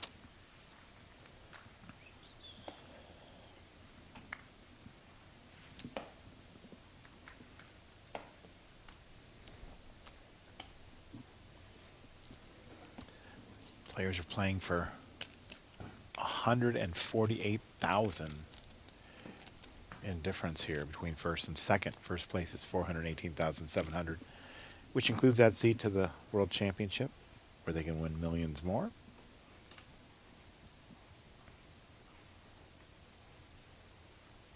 That was a bad one. Both players with junk here. Nick will take a walk.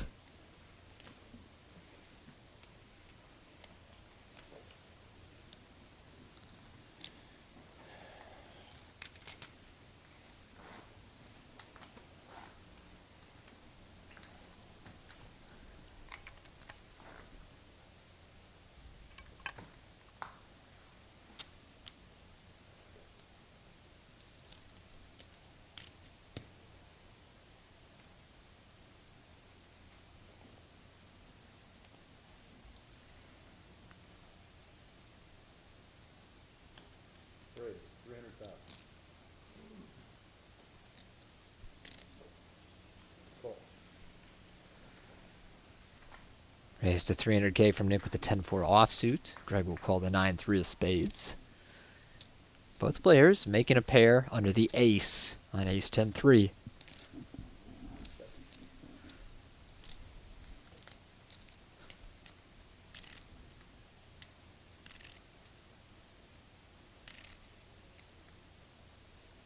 Nick will bet 200 with second pair.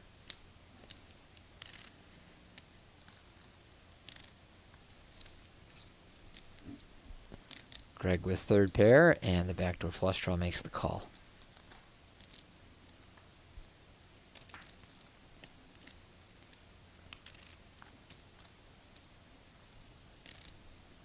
Six of spades will materialize the flush draw.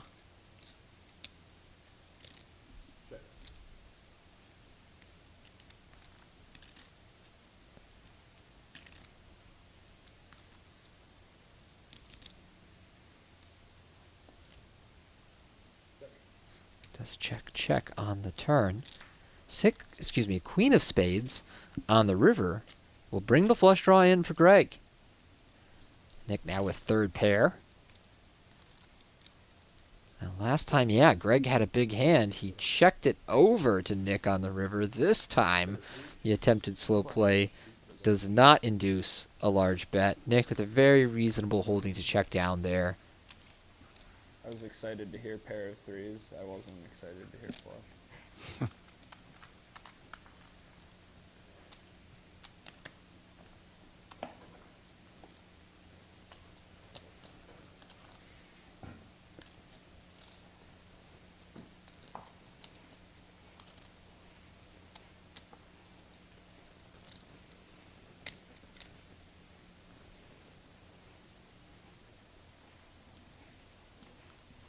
We said earlier, Nick Schulman finishing on the final table bubble. He told the story of the massage. Have you heard that story before? The Ivy massage, The right? Ivy massage. Refresh my memory. Nick Schulman had gotten a massage and asked Phil Ivey for to borrow a small amount of money to pay for the massage since he didn't have any cash on him. And Phil Ivey threw the therapist a 5K chip. Yeah. And said, "You owe me 5, Nick." Yeah. Funny story. Very Ivy. Both a very nice move and a very dick move at the same time. You know? And so, Nick, I followed up with the question of, you know, what did you end up paying him back, or what did he say? And he said he tried to pay Phil the 5K a few days later, and Phil says, "What's this for?" He had no idea. Didn't remember it. Oh, yeah. And then that part definitely checks out. And then Phil did the right thing. He said, "You know, just give me 2,000." He said, "I'll take care of 3 of them." And Nick didn't want to. He wanted to pay. He wanted to pay the full 5K, which is just wild. So. It reminds me of the time that Nadal Medic, I believe he won or finished top 3 at a World Series event, and he had been backed by Phil Ivey and came over to bring him his share. Same thing. Phil says, "What's this for?" He didn't even know he was backing him. What a guy. What's this for? Oh, beautiful. And knowing Ivy, it's possible he did not know who Nanad was. And that's not a slight to Nanad. That's just how Ivy rolls. Right.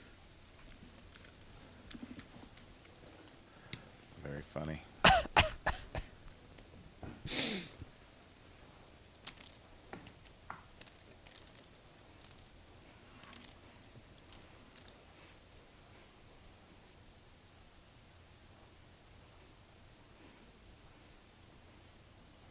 Nick with the Jack 3 here.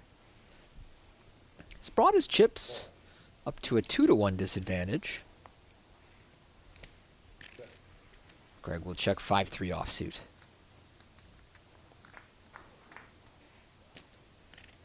6-5 deuce. Good looking board for that 5-3 offsuit. Nick shares his gut shot. Both players looking for a 4. Bet 150,000.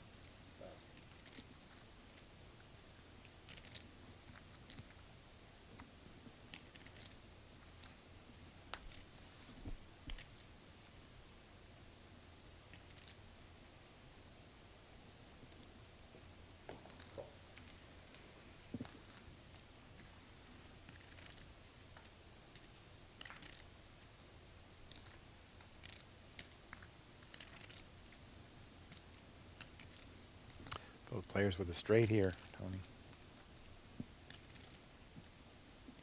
How spicy could this pot get?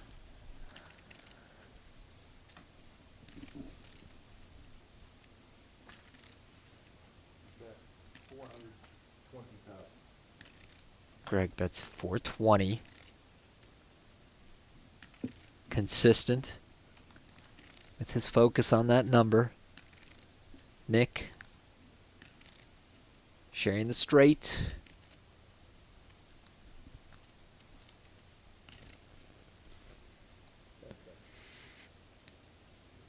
Just gonna call. So no 5-alarm spicy yet, Matt. Go to the river. 8 of hearts. Puts a 8 high 4 straight out there. So now I think both players are going to be more reluctant to really fire away at this thing. That doesn't mean more money won't go in. But should Greg bet this river, I don't think we ever see Nick raise. He's just going to check it. And now I believe that Nick will do some betting here. How much does he think his hand is worth?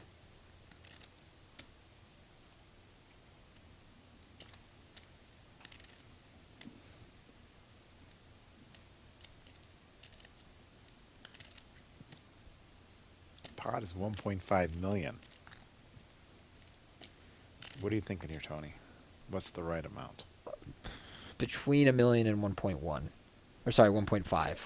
He's going to bet about 1.1. 1,050,000 is the bet.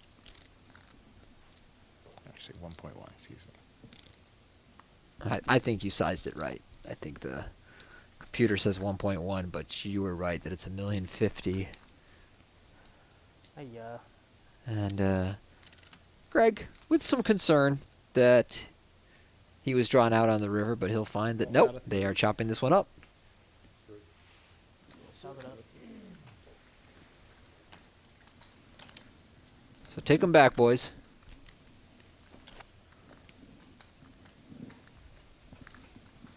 Brown really didn't like to make that call, but found it. Yeah, I certainly can't ever fold with the straight, but easy to be concerned that that 8 on the river led to Nick making the 8 high straight.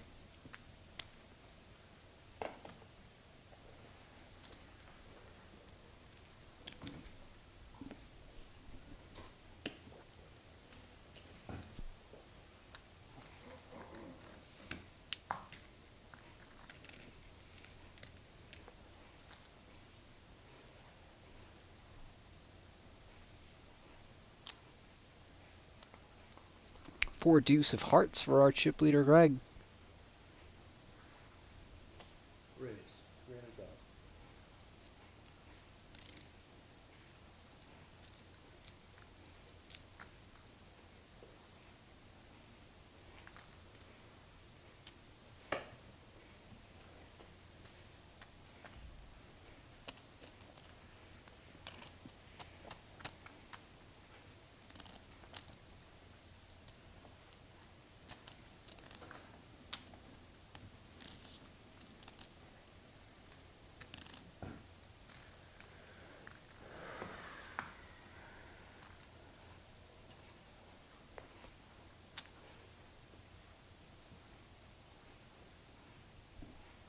Ace 3 for Nick now on the button. Call. Just going to limp in.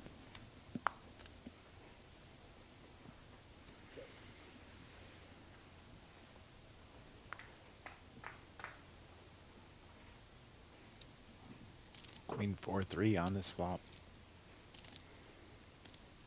Seward pair of threes. Gregory Brown with king high. Bet 125.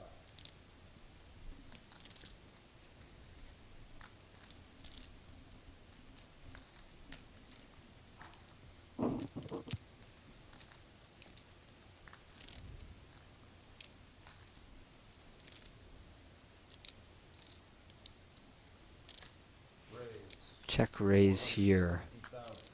from Greg. I like this hand selection very much. The 3 straight, the overcard, and the 3 flush to the king. I don't think it will get the job done when Nick has the pair and backdoor draws of his own. But I really like the hand selection from Greg here. Good way to mix it up with some flop aggression that isn't just really strong hands. 5 of hearts on the turn. Such a fun card for these 2 hands, Matt. Now open-ended with the second nut flush draw. Nick has a gut shot to the deuce and the nut flush draw. Still has bottom pair, of course. If I'm Greg, this is my card, and it just bombs away. Love to see him bet around 900. Looks like he's going to go a little less than that, 700. 700,000. Nick will not be surrendering this pot.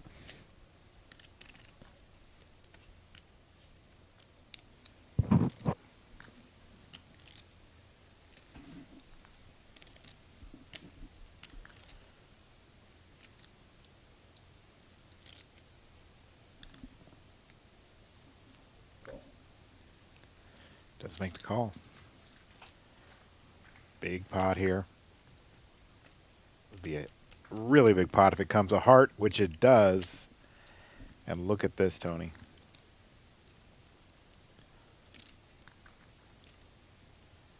King high flush versus ace high flush.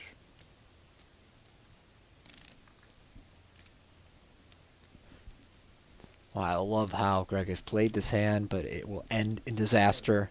How much is he going to end up losing here?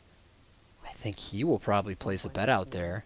1.6 million. 1.6 into a pot of 2.6. And then he's going to face a raise.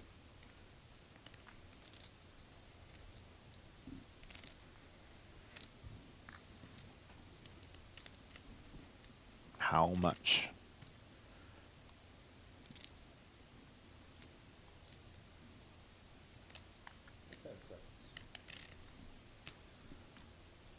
With just 4x that bet, Nick could consider jamming. All in. Yes, all in. Wow. And, you know, it's pretty smooth, confident all in there. How much? It's getting a count here.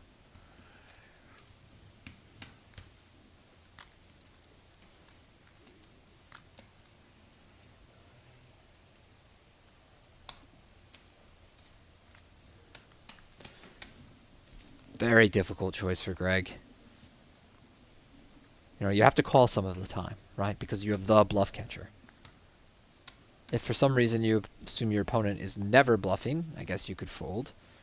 However, Nick, the caliber of player that will find bluffs here, so I think you need to call some of the time with your king of hearts. How often should that be? I really don't know, having not played against Nick much. I will say these 4 flush boards are not spots where people bluff raise the river that often. It can be hard to sort of card match and decide when you have the right holding to make that type of play, and it just feels scary. So all of these factors weighing on Greg. If he calls and wins, it's over. He's a WPT champion. He has a career high score over $400,000. If he calls and loses, Nick is our chip leader.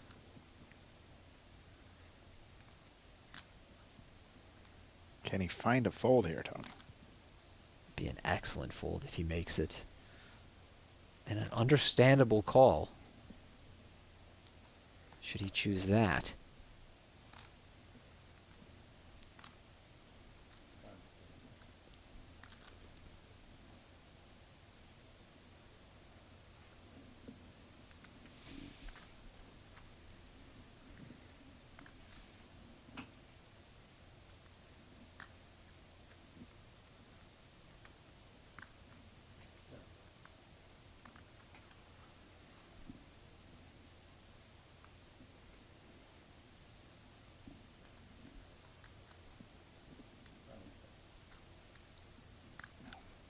Going through a few time extensions here, clearly wants to make the best decision.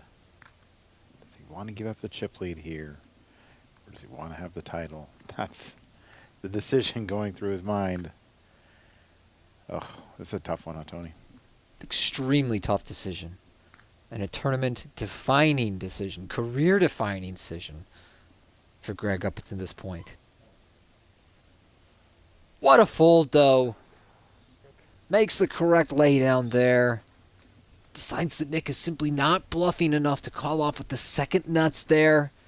Still such a difficult fold to make in game. One that preserves his chip lead. As we see, he's got 13-7 to 10-6.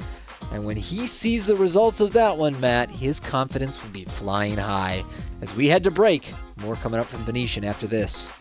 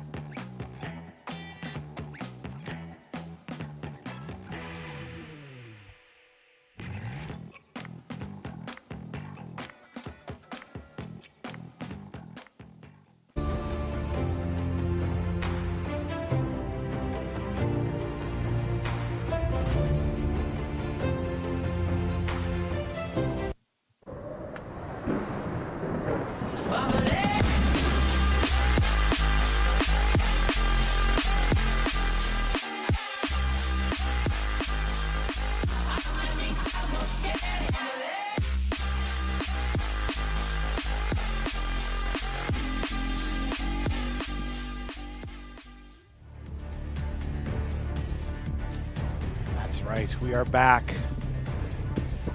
Nicholas Seward, 71 big blinds. Gregory Brown, still our chip leader with 92, but it's drawn much closer.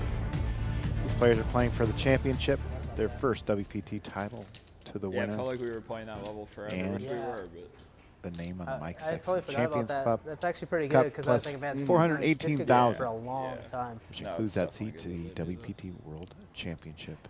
Unless I start In just December. completely blasting like a maniac. A lot at stake here. Big hand. We just saw a big laydown pretty one.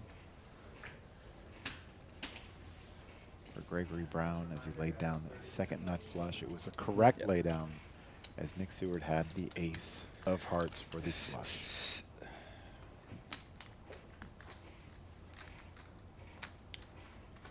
Dude, I totally forgot the Win 3500 starts in 2 days. I Yeah. thought it was like in week. I thought it was in No, months. yeah. I'm like, oh my god.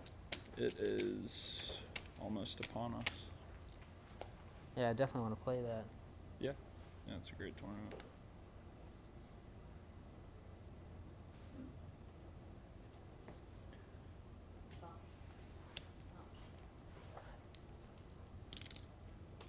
Brown now with kings here. Seward with 7-5 offsuit. Raise to 500,000. Lines are up now. We're playing 75, 150. Those 5K chips are gone. We just have the brown chips, which are 100Ks, and the 25K orange chips. 350 was the call amount. Seward does make the call.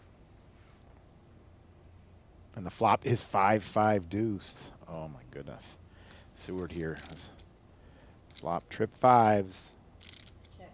Gregory Brown checking his king. What a flop for Nicholas Seward. Very accomplished player. Over 3.5 million in tournament earnings. And he will bet out 275.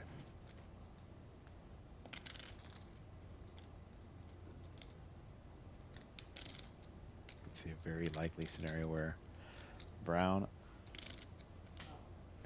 finally relinquishes that chip lead in this pot as the pot is building. Now up to 1.7 million. Turn cards a 10.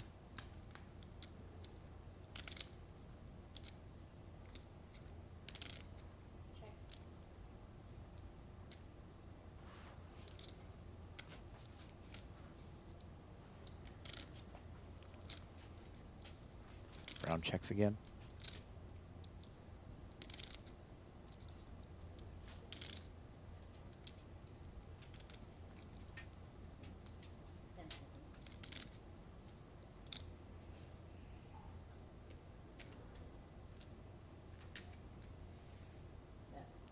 Now Nick bets 1.5 million.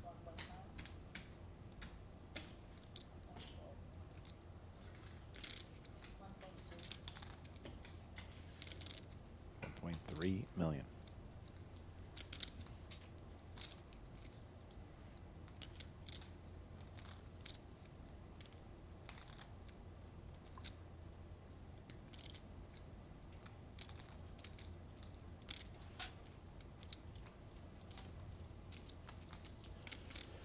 Brown makes a call. Pot is swelled to 4.1 million. Ace on the river. That may save Brown some chips here.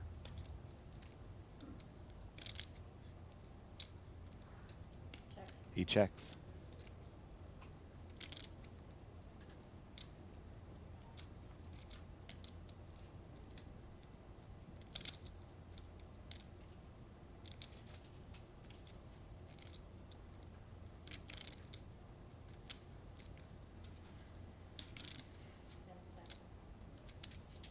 Second call. Players are on a 30-second clock. Protection. 4.8. 4.8 million is the bet.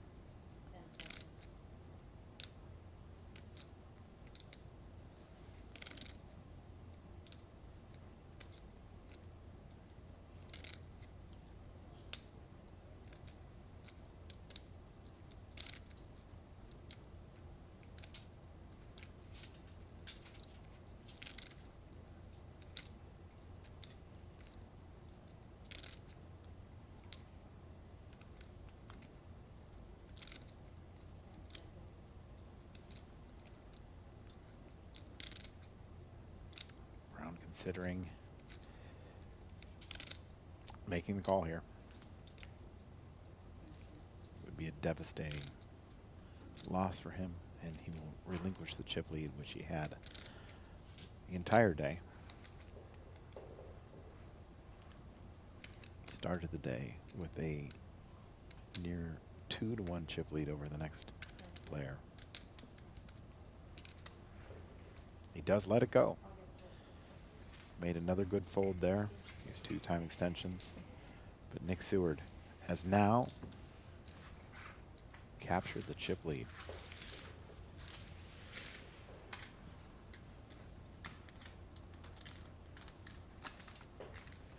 Thanks for joining us here. WPT on YouTube right now. First place in this event, 418,700 again, which includes that seat to the WPT World Championship, where they can win millions more. Nick Seward in the chip lead. Brown now with 10-5, offsuit. Lets it go and play the next hand.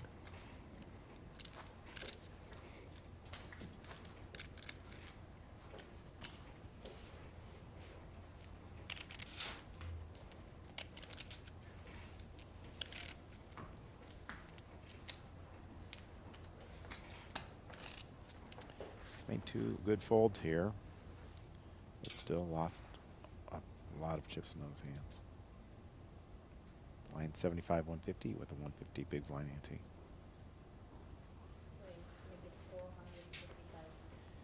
Raise is to 450. Brown lets it go.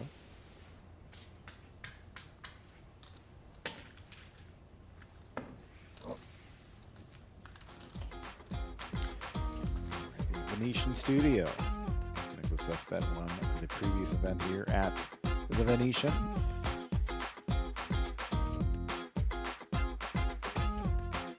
Westbet back in July.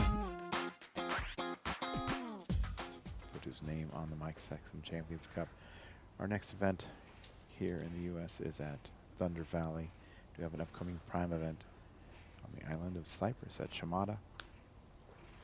Thanks for joining us here at Venetian in the beautiful Venetian Poker Studio.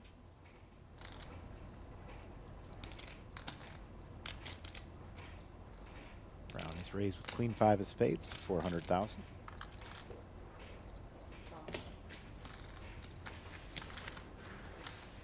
Seward makes the call with 8-5 offsuit. The flop is Ace-9-4. 2 spades. Brown just has a Queen 5 of spades.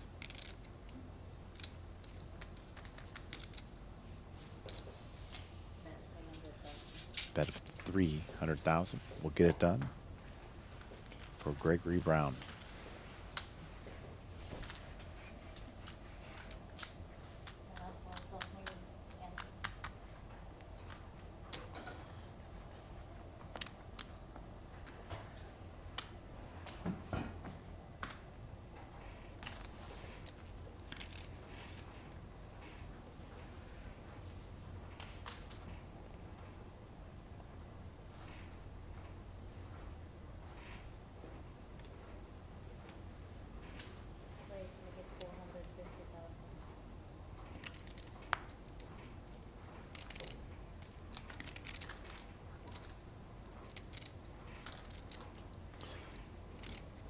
Gregory Brown now with 9s. Seward had raised to 450. 1.4 million. Brown raises to 1.4 million. So 3-bet.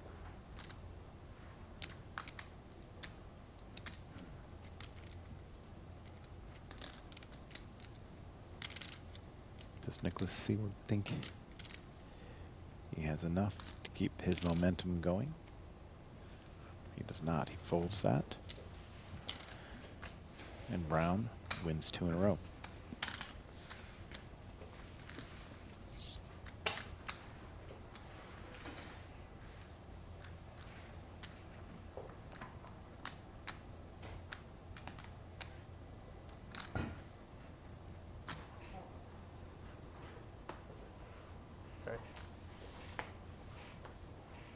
We're neck and neck. Indeed.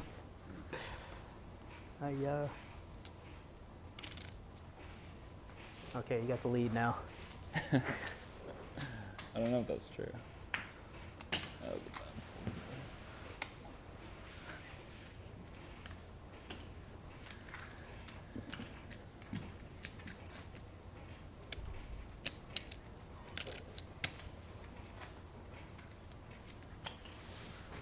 Man, heads up's a lot of work. I mean, we're very deep. Man, we're hella deep too, yeah. This is very rare. Yeah.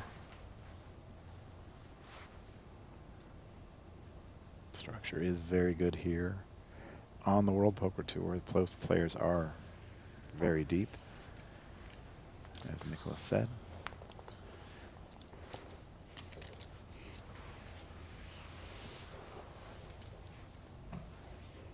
A lot at stake here.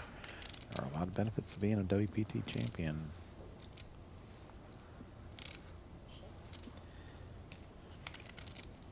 And we have our Player of the Year as well early in the season. Whoever wins this event will be near the top or in the lead for Player of the Year on the World Poker Tour. Check. Yeah. Queen 8-6 on the flop, a king on the turn. 3 diamonds now. Neither player with a diamond in their hand. Brown does have second pair queens. Seward with just the gut shot straight draw.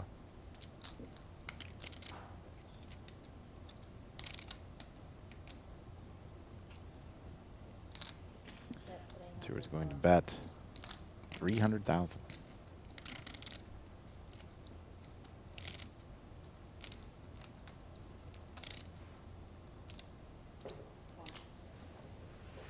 He makes the call.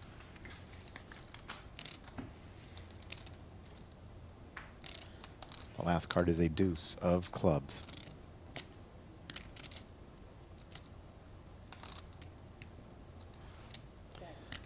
Likely to go check, check here.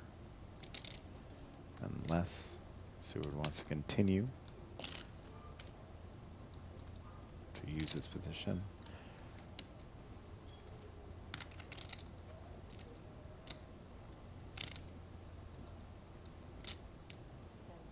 He does. And he bets 800,000.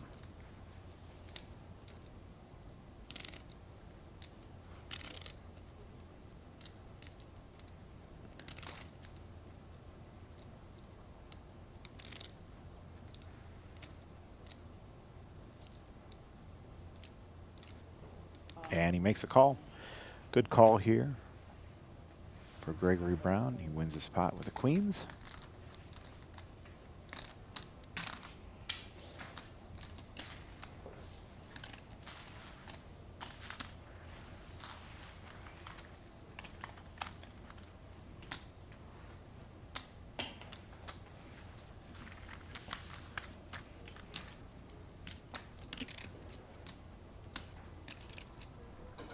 Not even anymore. Huh? Not even anymore. Did you bluff me on the 4.8 one? You might have. Can't tell you yet, bro. Not giving up the information. He did not bluff him. I'll let you know that. I rivered an ace on that one. Damn. 10-9 versus 9-8. Both players are suited. 1 in hearts, 1 in diamonds. A raise to 400,000 by Brown.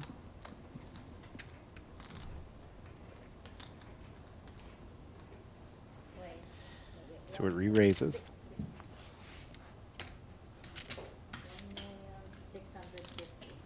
1,650,000.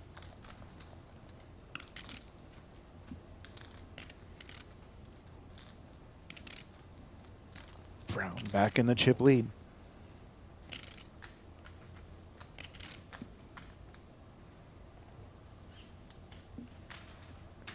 All right, let's play a big one. I'm getting tired. Makes a call, says he wants to play a big one.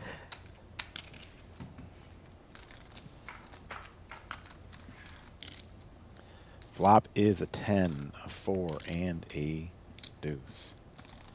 Seward flops top pair. 1 diamond on that flop.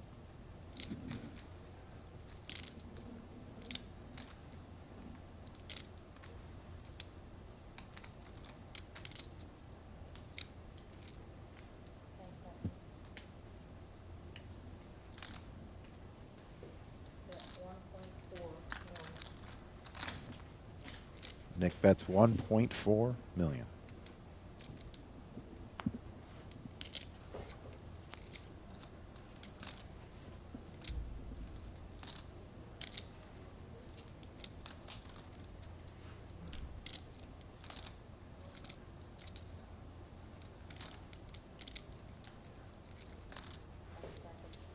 All right. No call.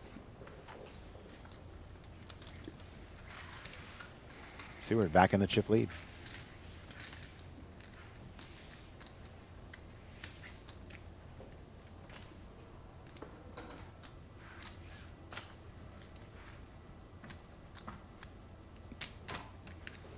Damn, I had a good hand too. Hmm? I flopped 60% of a straight flush. Wow. Yeah, That's a strong holding. it's a strong holding. Seward now with 13 million. As Greg edged out by about $1 million. Greg there folding the king 4. And again, Matt, you know, we talked about his folding a king 3 on the button there. Folding king 4 to the raise. It's just going to be too tight, heads up.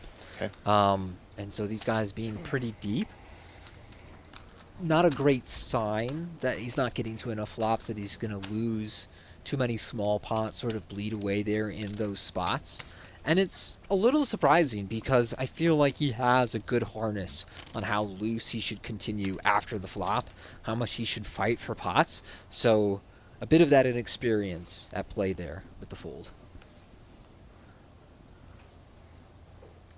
King 9 now for Greg. Brown also leading a lot of the conversation here, heads up.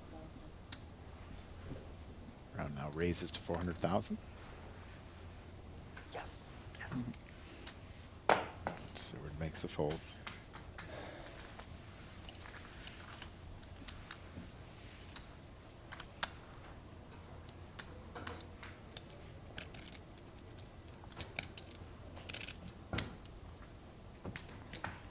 $150.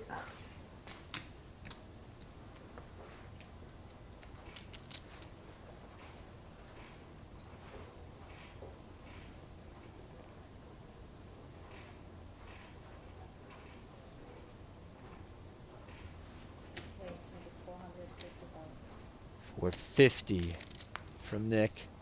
Jack 8 of diamonds.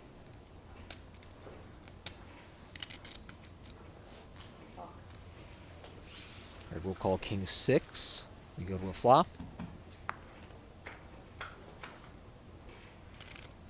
And it is king 10 7, 2 spades and a diamond. So a gut shot for Nick. Top pair for Greg here. 9 on a running diamonds could be a very meaningful win for Nick. He is going to size up a little bit on the flop here. Looks like 600,000. 700,000 actually. Agreeable price for Greg here with his top pair and backdoor draws. He'll make that call.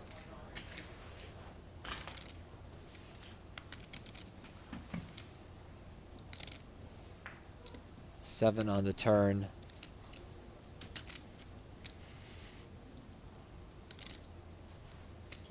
Means that Greg is now chopping with any other king at best. Maybe not a card that will induce Nick to do much betting here. It's not crazy to fire some of the time, especially with the weaker parts of your draws. You know, you have some outs going to the river. It's not the end of the world if you get check raised off this hand.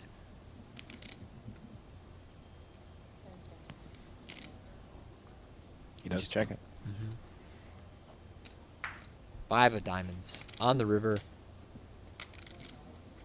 Not a card that will cost Nick any money here unless Greg checks to him one more time.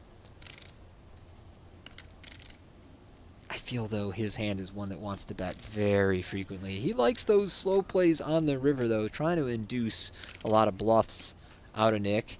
And Nick has a decent candidate to consider here, so this may work out really nice for Greg.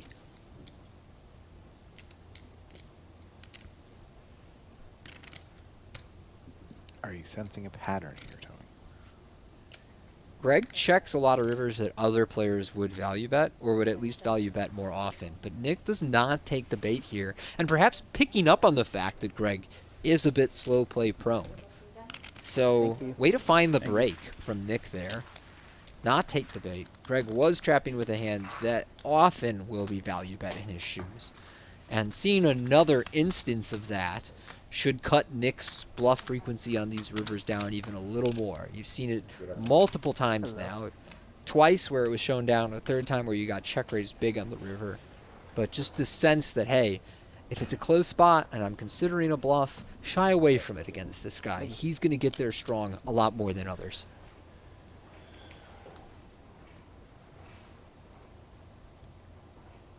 And now Brown back in the chip lead.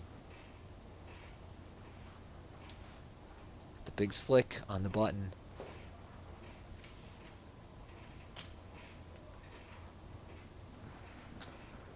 Wasted 400,000.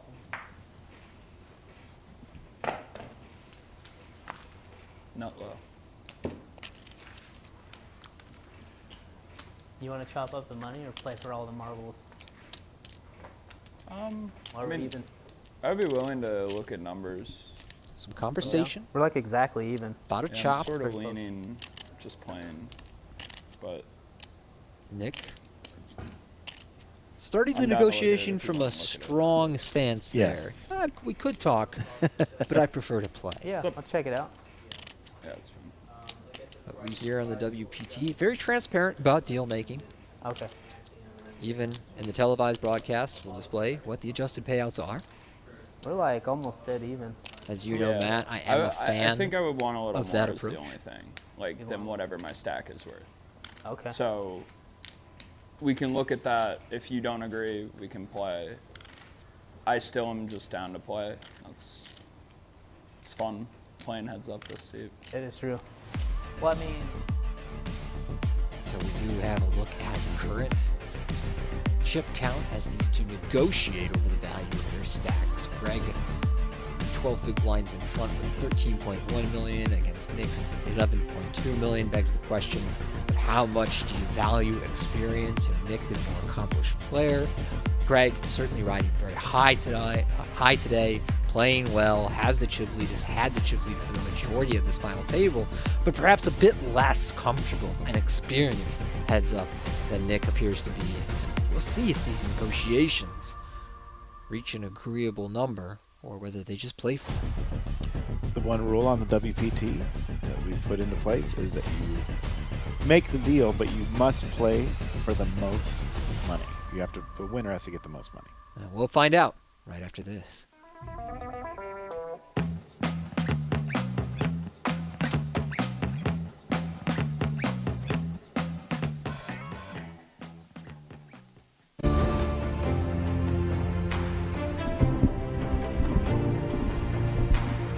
How long does that take?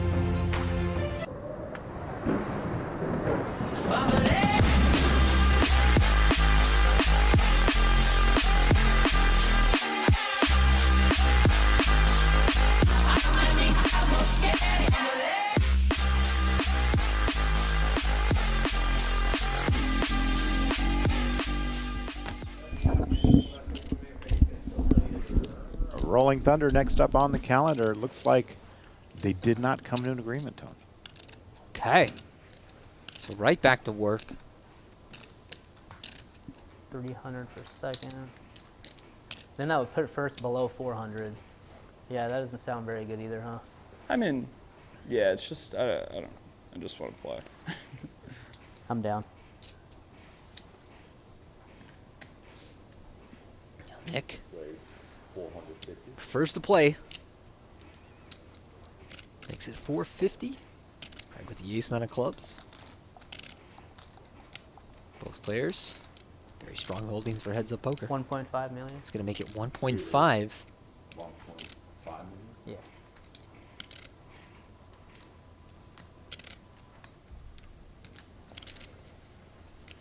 Both players with hands worth building a pot.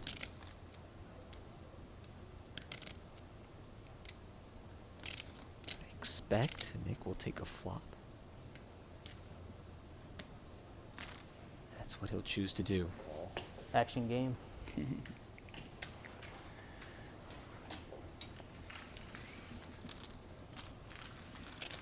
So over 3 million going to this flop. And it is king, queen, deuce. Rainbow with a club. Not a bad flop texture for Greg's representing, you know, strong Broadway hands, strong aces pre-flop. 900,000. That's 900. I'm curious how Nick will react here. Has not been a lot of 3-betting out of Greg.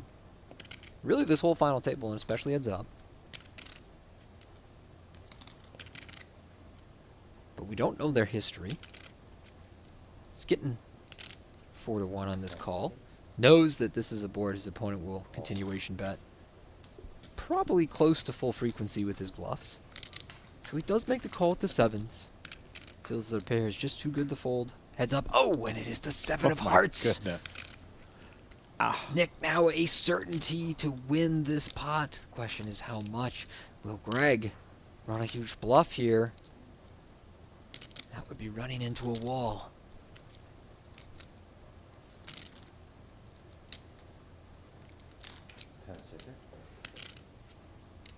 Oh, looks like he's going big here, Tony. Oh, just under 5 million out there. He's going to bet around 1.8. 1.9. 1.9. Nick cannot believe his ears. He has his opponent drawing dead with a set. As Van Patten likes to say, show tunes going off in his head. For I sure. think that Nick's probably a little young for show tunes. But whatever the kids listen to these days. 10 seconds. He'll make the call and hope that Greg fires one more bullet on the river. Less than pot to play now. Oh my goodness. 4 of a kind for Nick Seward here. In this pivotal hand of our heads-up match, the Spring Championship. Greg, find the break. Yes. Wow. Quad 7's the jackpot.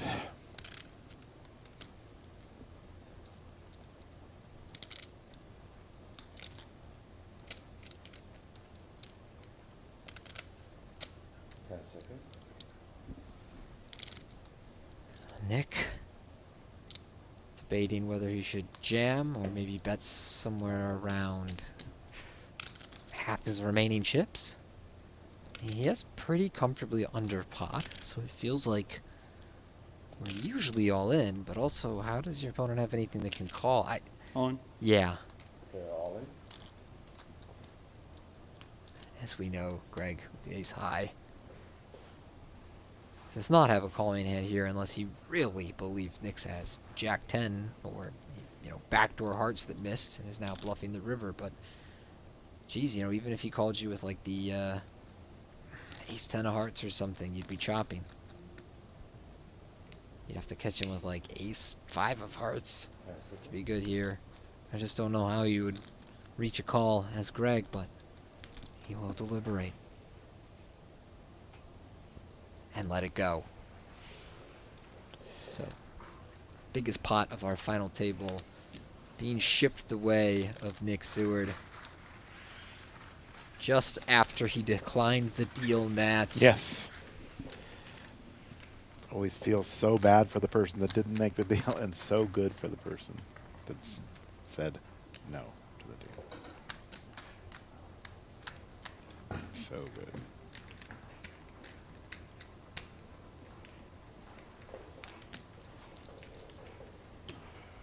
Are you into deals? Heads up, Tony. Yes, actually, because I do not consider myself much of a heads-up player, and you are essentially playing heads Pocket up for J's? this like crazy King Jack. six-figure amount. Put it this way: would I ever go up to some other poker player and say, "Hey, do you want to play heads up for $140,000?" No, I would not. I am not that man. So, if I find myself in this situation, and I think that my opponent is like close-ish in skill to me, then we can absolutely have a honestly, even if they're not that close in skill, we can still have the conversation, but I'm much more likely to reach a deal, an agreeable place with somebody a little better or a little worse than me. You know, somebody a lot better than me is not very likely to offer a deal, and somebody a lot worse than me is not likely to be someone I really want to make a deal with.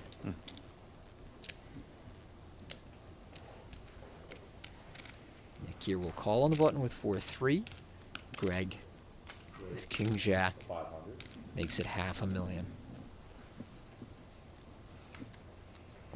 Leading to a quick full. Blinds are 1 and 2. Blinds are now going up. 1 and 200,000, Tony.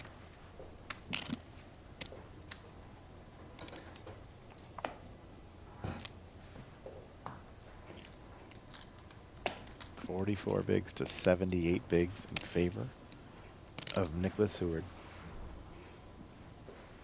He's got the experience and now the chip lead.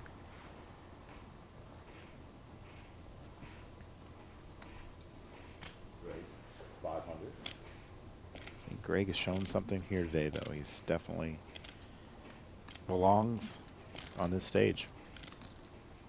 He's really a very tough final table.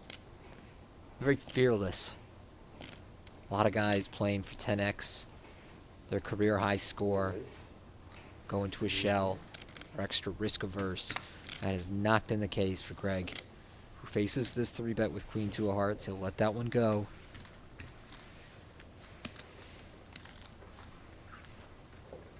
Nicholas Seward now over 16 million in chips.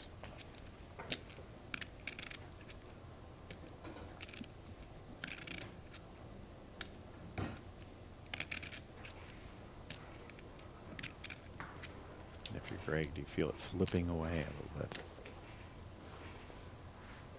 Why now? Why run bad now? You know, it's very frustrating. You come in 3-1.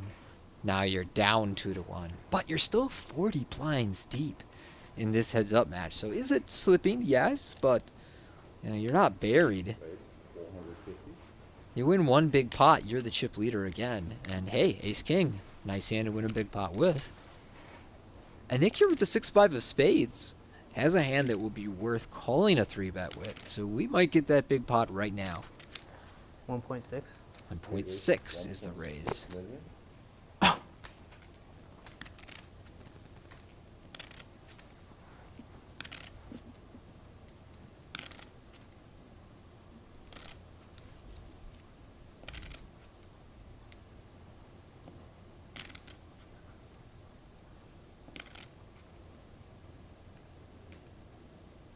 Nick with a great hand to see a flop with in position. Call. At this stack depth, will make the call. So once more over 3 million in the middle going to the flop.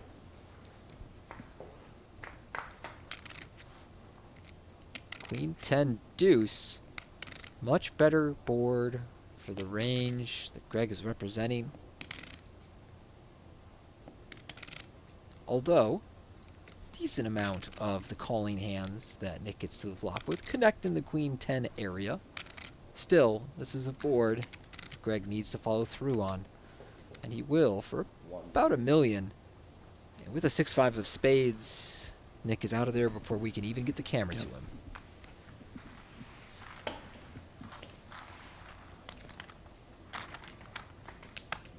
$270,000 locked up. First place, 418,700.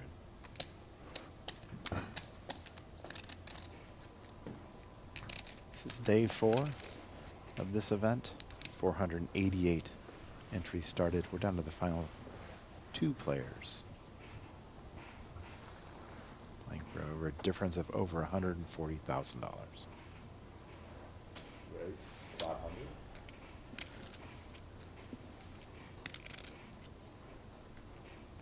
Gregory Brown raises to 500,000. Seward makes the call.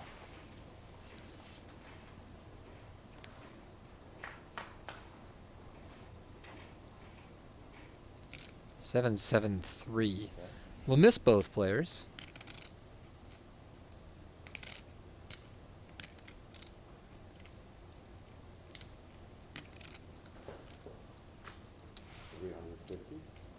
Greg's bet at 350.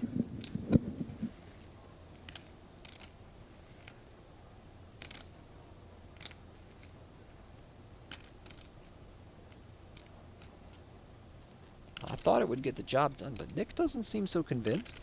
Certainly these middling paired boards get played as a check raise pretty often, and he does have cards around the 7 and 3 that could turn straight draws. Nick recognizing that, you know, you can't give up so easy on all these boards that just don't connect with either player very often, choosing this hand to run a check raise bluff with, and nice selection. Does get it through, making it 1 million there. So everything coming up Nick Seward for the moment. At 4 of a kind, the largest pot of our final table, giving him the chip lead in this heads-up match. And so far, no signs of frustration from Greg, handling this turn of fortunes quite well. If you'd like to see a recap of the hand, you can go to WPT.com, check that out. Our live updates team doing the recap of the hands. Also for the upcoming schedule on the World Poker Tour, next 2 stops are on the island of Cyprus and in Northern California at Thunder Valley. I'll be up there at Thunder Valley. You'll be traveling overseas to Cyprus. That I will. And I'm going to visit frequent WPT player and final tableist Ray Cartomi in Jordan. Oh, Afterwards, just a short good. flight Thank from you. Cyprus to Jordan. So many amazing places. One thing I love about the World Poker Tour, going out to these global destinations, you get to spend a little extra time and see the world, like I just recently did in Cambodia. You went to Angkor Wat. I'll be Yes. going to Petra. One thing I've always loved about poker and working for the World Poker Tour is the chance to see these amazing places, some of the world's history, most impressive sights. Angkor Wat, really high on my list for most impressive place I've ever been to.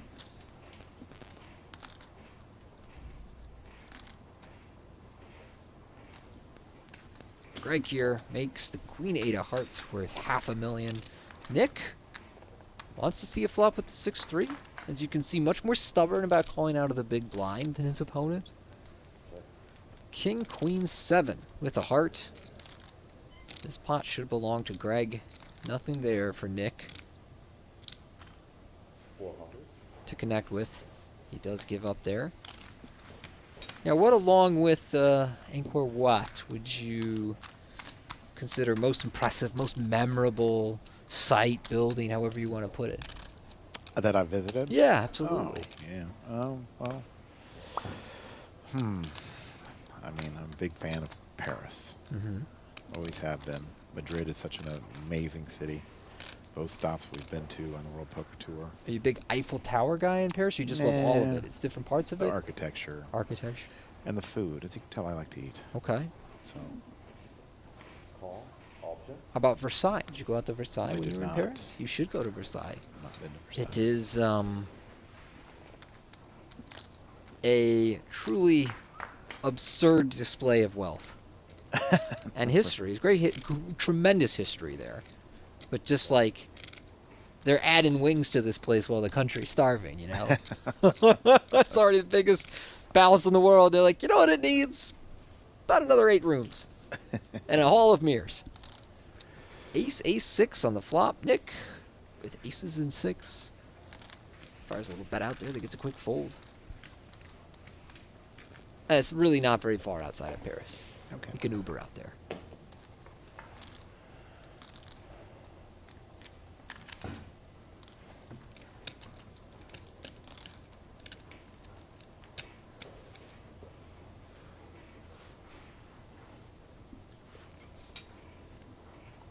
Greg here, Jack 10.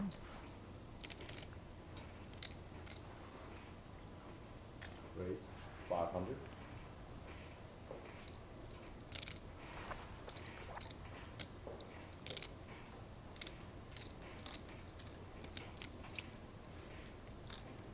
Call.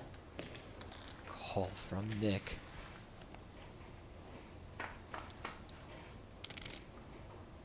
Seven, 6, 4. So Nick with the gut shot to the 5, and getting a texture that maybe he'll lead some of the time. Texture that tends to be better for the big blind than the razor on the button. Greg with the Jack 10.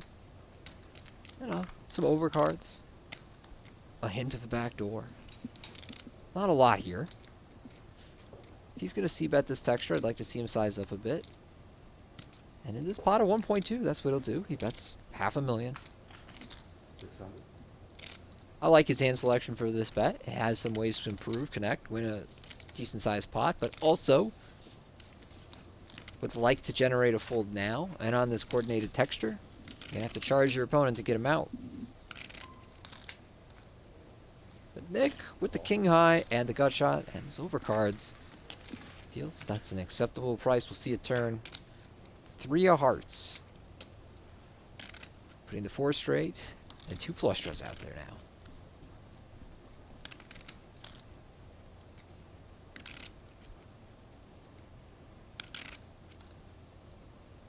Now Nick should have more 5s than Greg. 10 seconds. And recognizing that 600. and just how good this card is for his equity overall, he leads out for 600K here. Pretty advanced play. Not everybody finds this one, Matt, especially when you don't really have that much of a draw or hand to work with.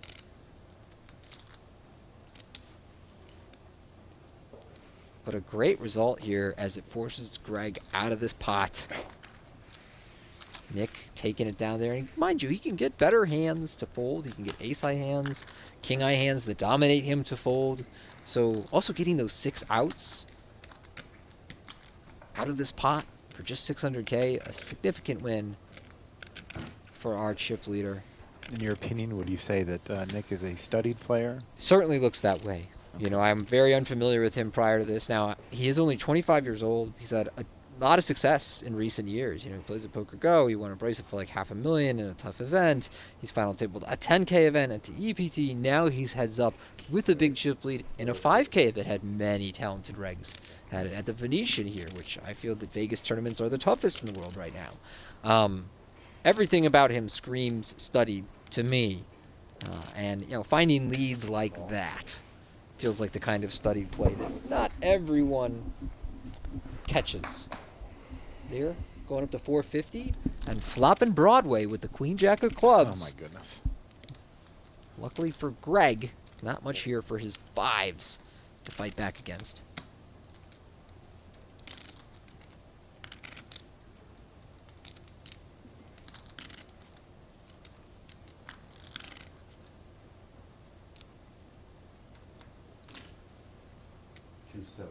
That's 275. No reason to fire huge here. But with just pocket 5s, a wise decision. To let it go, which he does.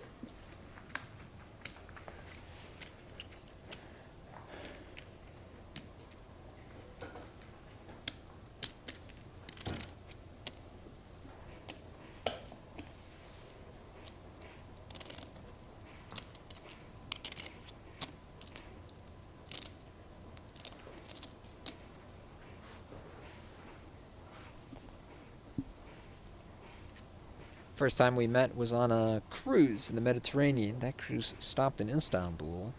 And that day I saw Hagia Sophia which is also on my list of most impressive sites. Did you Blue go there Mosque. that day? Went to the Blue Mosque. You went to the Blue Mosque. Okay, good. They're right Yeah. next to each other. Yeah. Did do that as well. Osier now with 10s up against 8-6.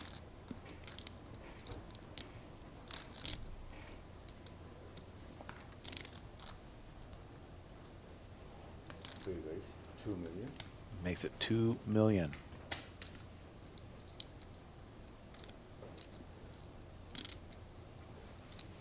Brown lets it go. Yeah, I feel like hockey just feels a little bit slept on as a historic site, but it is like, man, 1,500 years old.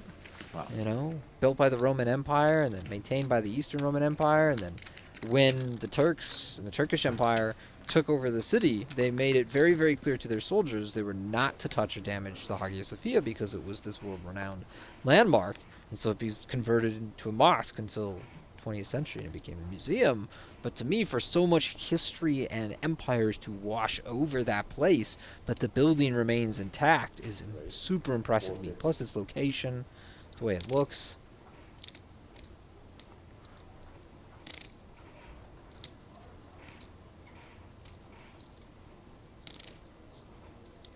Nick here with 10-8 on the button. Call.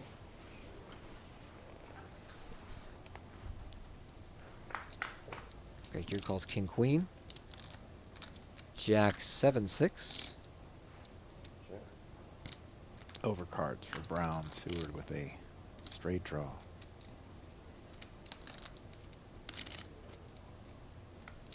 Reasonable texture for Nick to size up. I wouldn't call it mandatory, but also a reasonable texture to check back. Usually the textures that we size up are also textures that we check back at a higher frequency. Not always, but certainly the ones that connect the more middling part of the board or lower end of the board. Greg checks again on this deuce turn.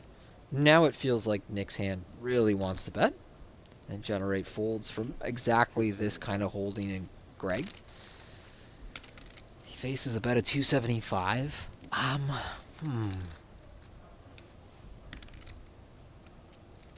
Wouldn't shock me if some heads-up players got sticky here. I don't know if Greg will. We've seen him be lean towards overfolding pre-flop in close decisions. That's okay. And this is a close one he also leans fold on. So Nick takes that one down with his straight draw.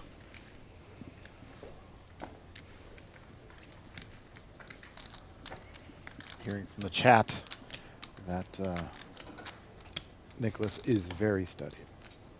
Yeah, story checks out. Yeah, Watching story him play checks out. today, looking at his resume. I didn't realize until longer into the stream that he was only 25 years old. That's pretty rare in this day and age to be playing in those fields regularly, you know, having success in them at 25 years old. 15 years ago wasn't so surprising. There was so many more 20-something-year-old players in the field.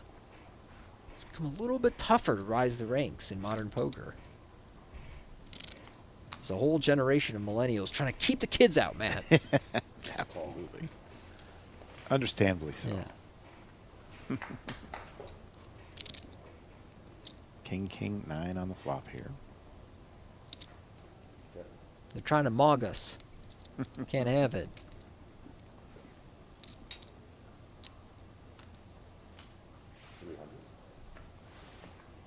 Quick bet and take it for Greg here.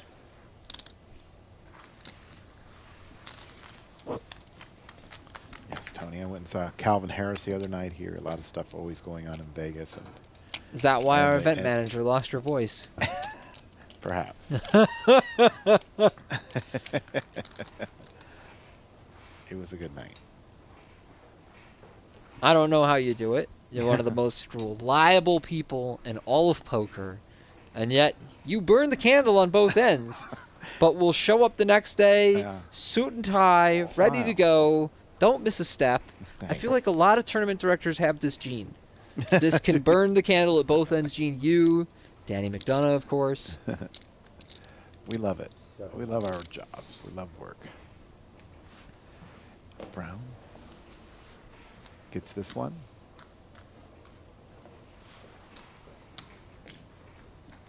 Meanwhile, I take like multiple over-the-counter drugs just to make sure I can get my 8 hours of sleep every day. It's important. It's going to catch up to me at Yeah. some point. Hopefully when I'm about 95.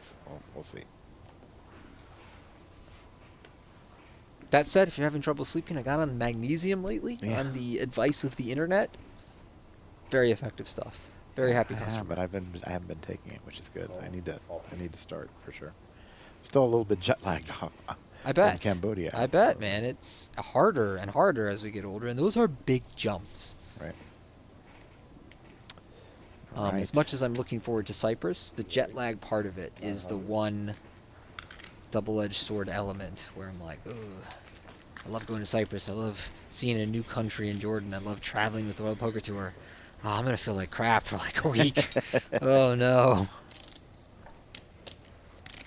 Got to be tough to be a poker player. Yes, you do. Especially a traveling tournament one.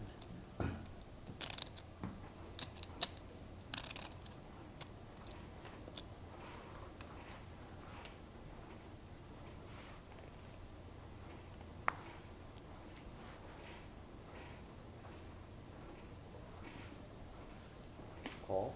Option. Nick will just limp in with 7-3. Greg will check the 8-6. Not much happening here for either player. But they really connect on 7-6-3. Second pair in 3 straight for Greg. Top and bottom for Nick. Great opportunity to further his lead. And he does size up on this connected board, like we talked about, these Right. low middling boards. Prefer the bigger C-bets, and that's what Nick does here. Further evidence to his studiedness. 400K is called. Oh, wow. A full house now. That's rough. I mean, yes, when Nick limps in, he can have a 3, but still tough to put him on it. Awful lot of things that can be drawing here. You know, the 8-5s, 8-9s, 9-10s of the world. Other random overcards. You know, just random like Jack 5, Queen 4 type hands. 10 seconds. Somewhere in the like 900K, I guess, territory. Oh, he's going big. He's going real big. 1.4. Full pot on the turn.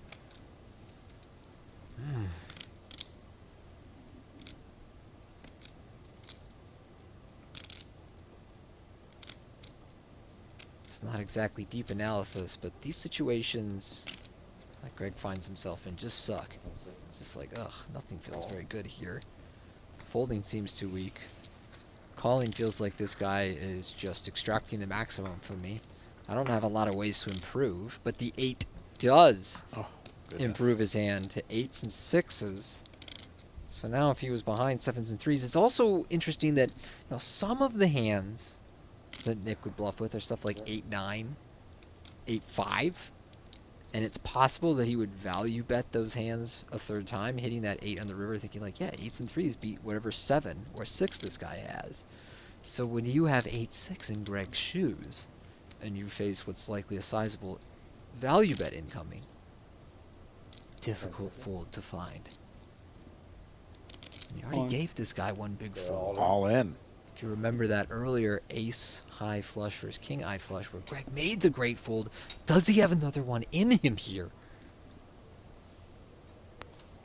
Should he call? Nick Seward is our champion. Should he fold? Greg will remain in this match and tournament.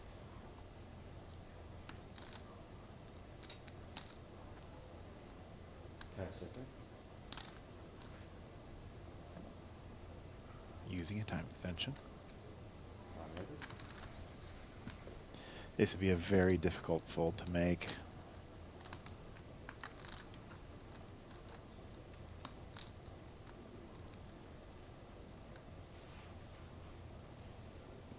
If I'm facing Greg's decision, I really don't get away very often. And it's just extra tough knowing you already made a big fold in a spot where it feels like maybe this guy's getting one over on me. And that leads you to question. Oh, he makes the call. If That's he going can to be be it. bluffing, but this time Nick Seward is not. Instead, he is the WPT Venetian Nice game, Spring nice game. Championship Good game, champion. Good game, dude. It's good playing with you. Let's go, man. Greg Brown with a career-high score. He should be very proud of the way he played and conducted himself at this final table. Oh, I ran Coolered in the end to close it out, but Nick Seward, the 25-year-old, adds his name to the Mike Sexton Champions Cup, takes home over $400,000. We'll see him at the WPT World Championship in December. Feel like we're going to hear a lot more from this guy. Absolutely. Tony, that's been great with you today. And we're out of here from Venetian Spring Championship. Our champion, Nicholas Seward. Thanks for tuning in, everyone. We'll see you next time on the World Poker Tour. Until then. Know your pots are live. Pots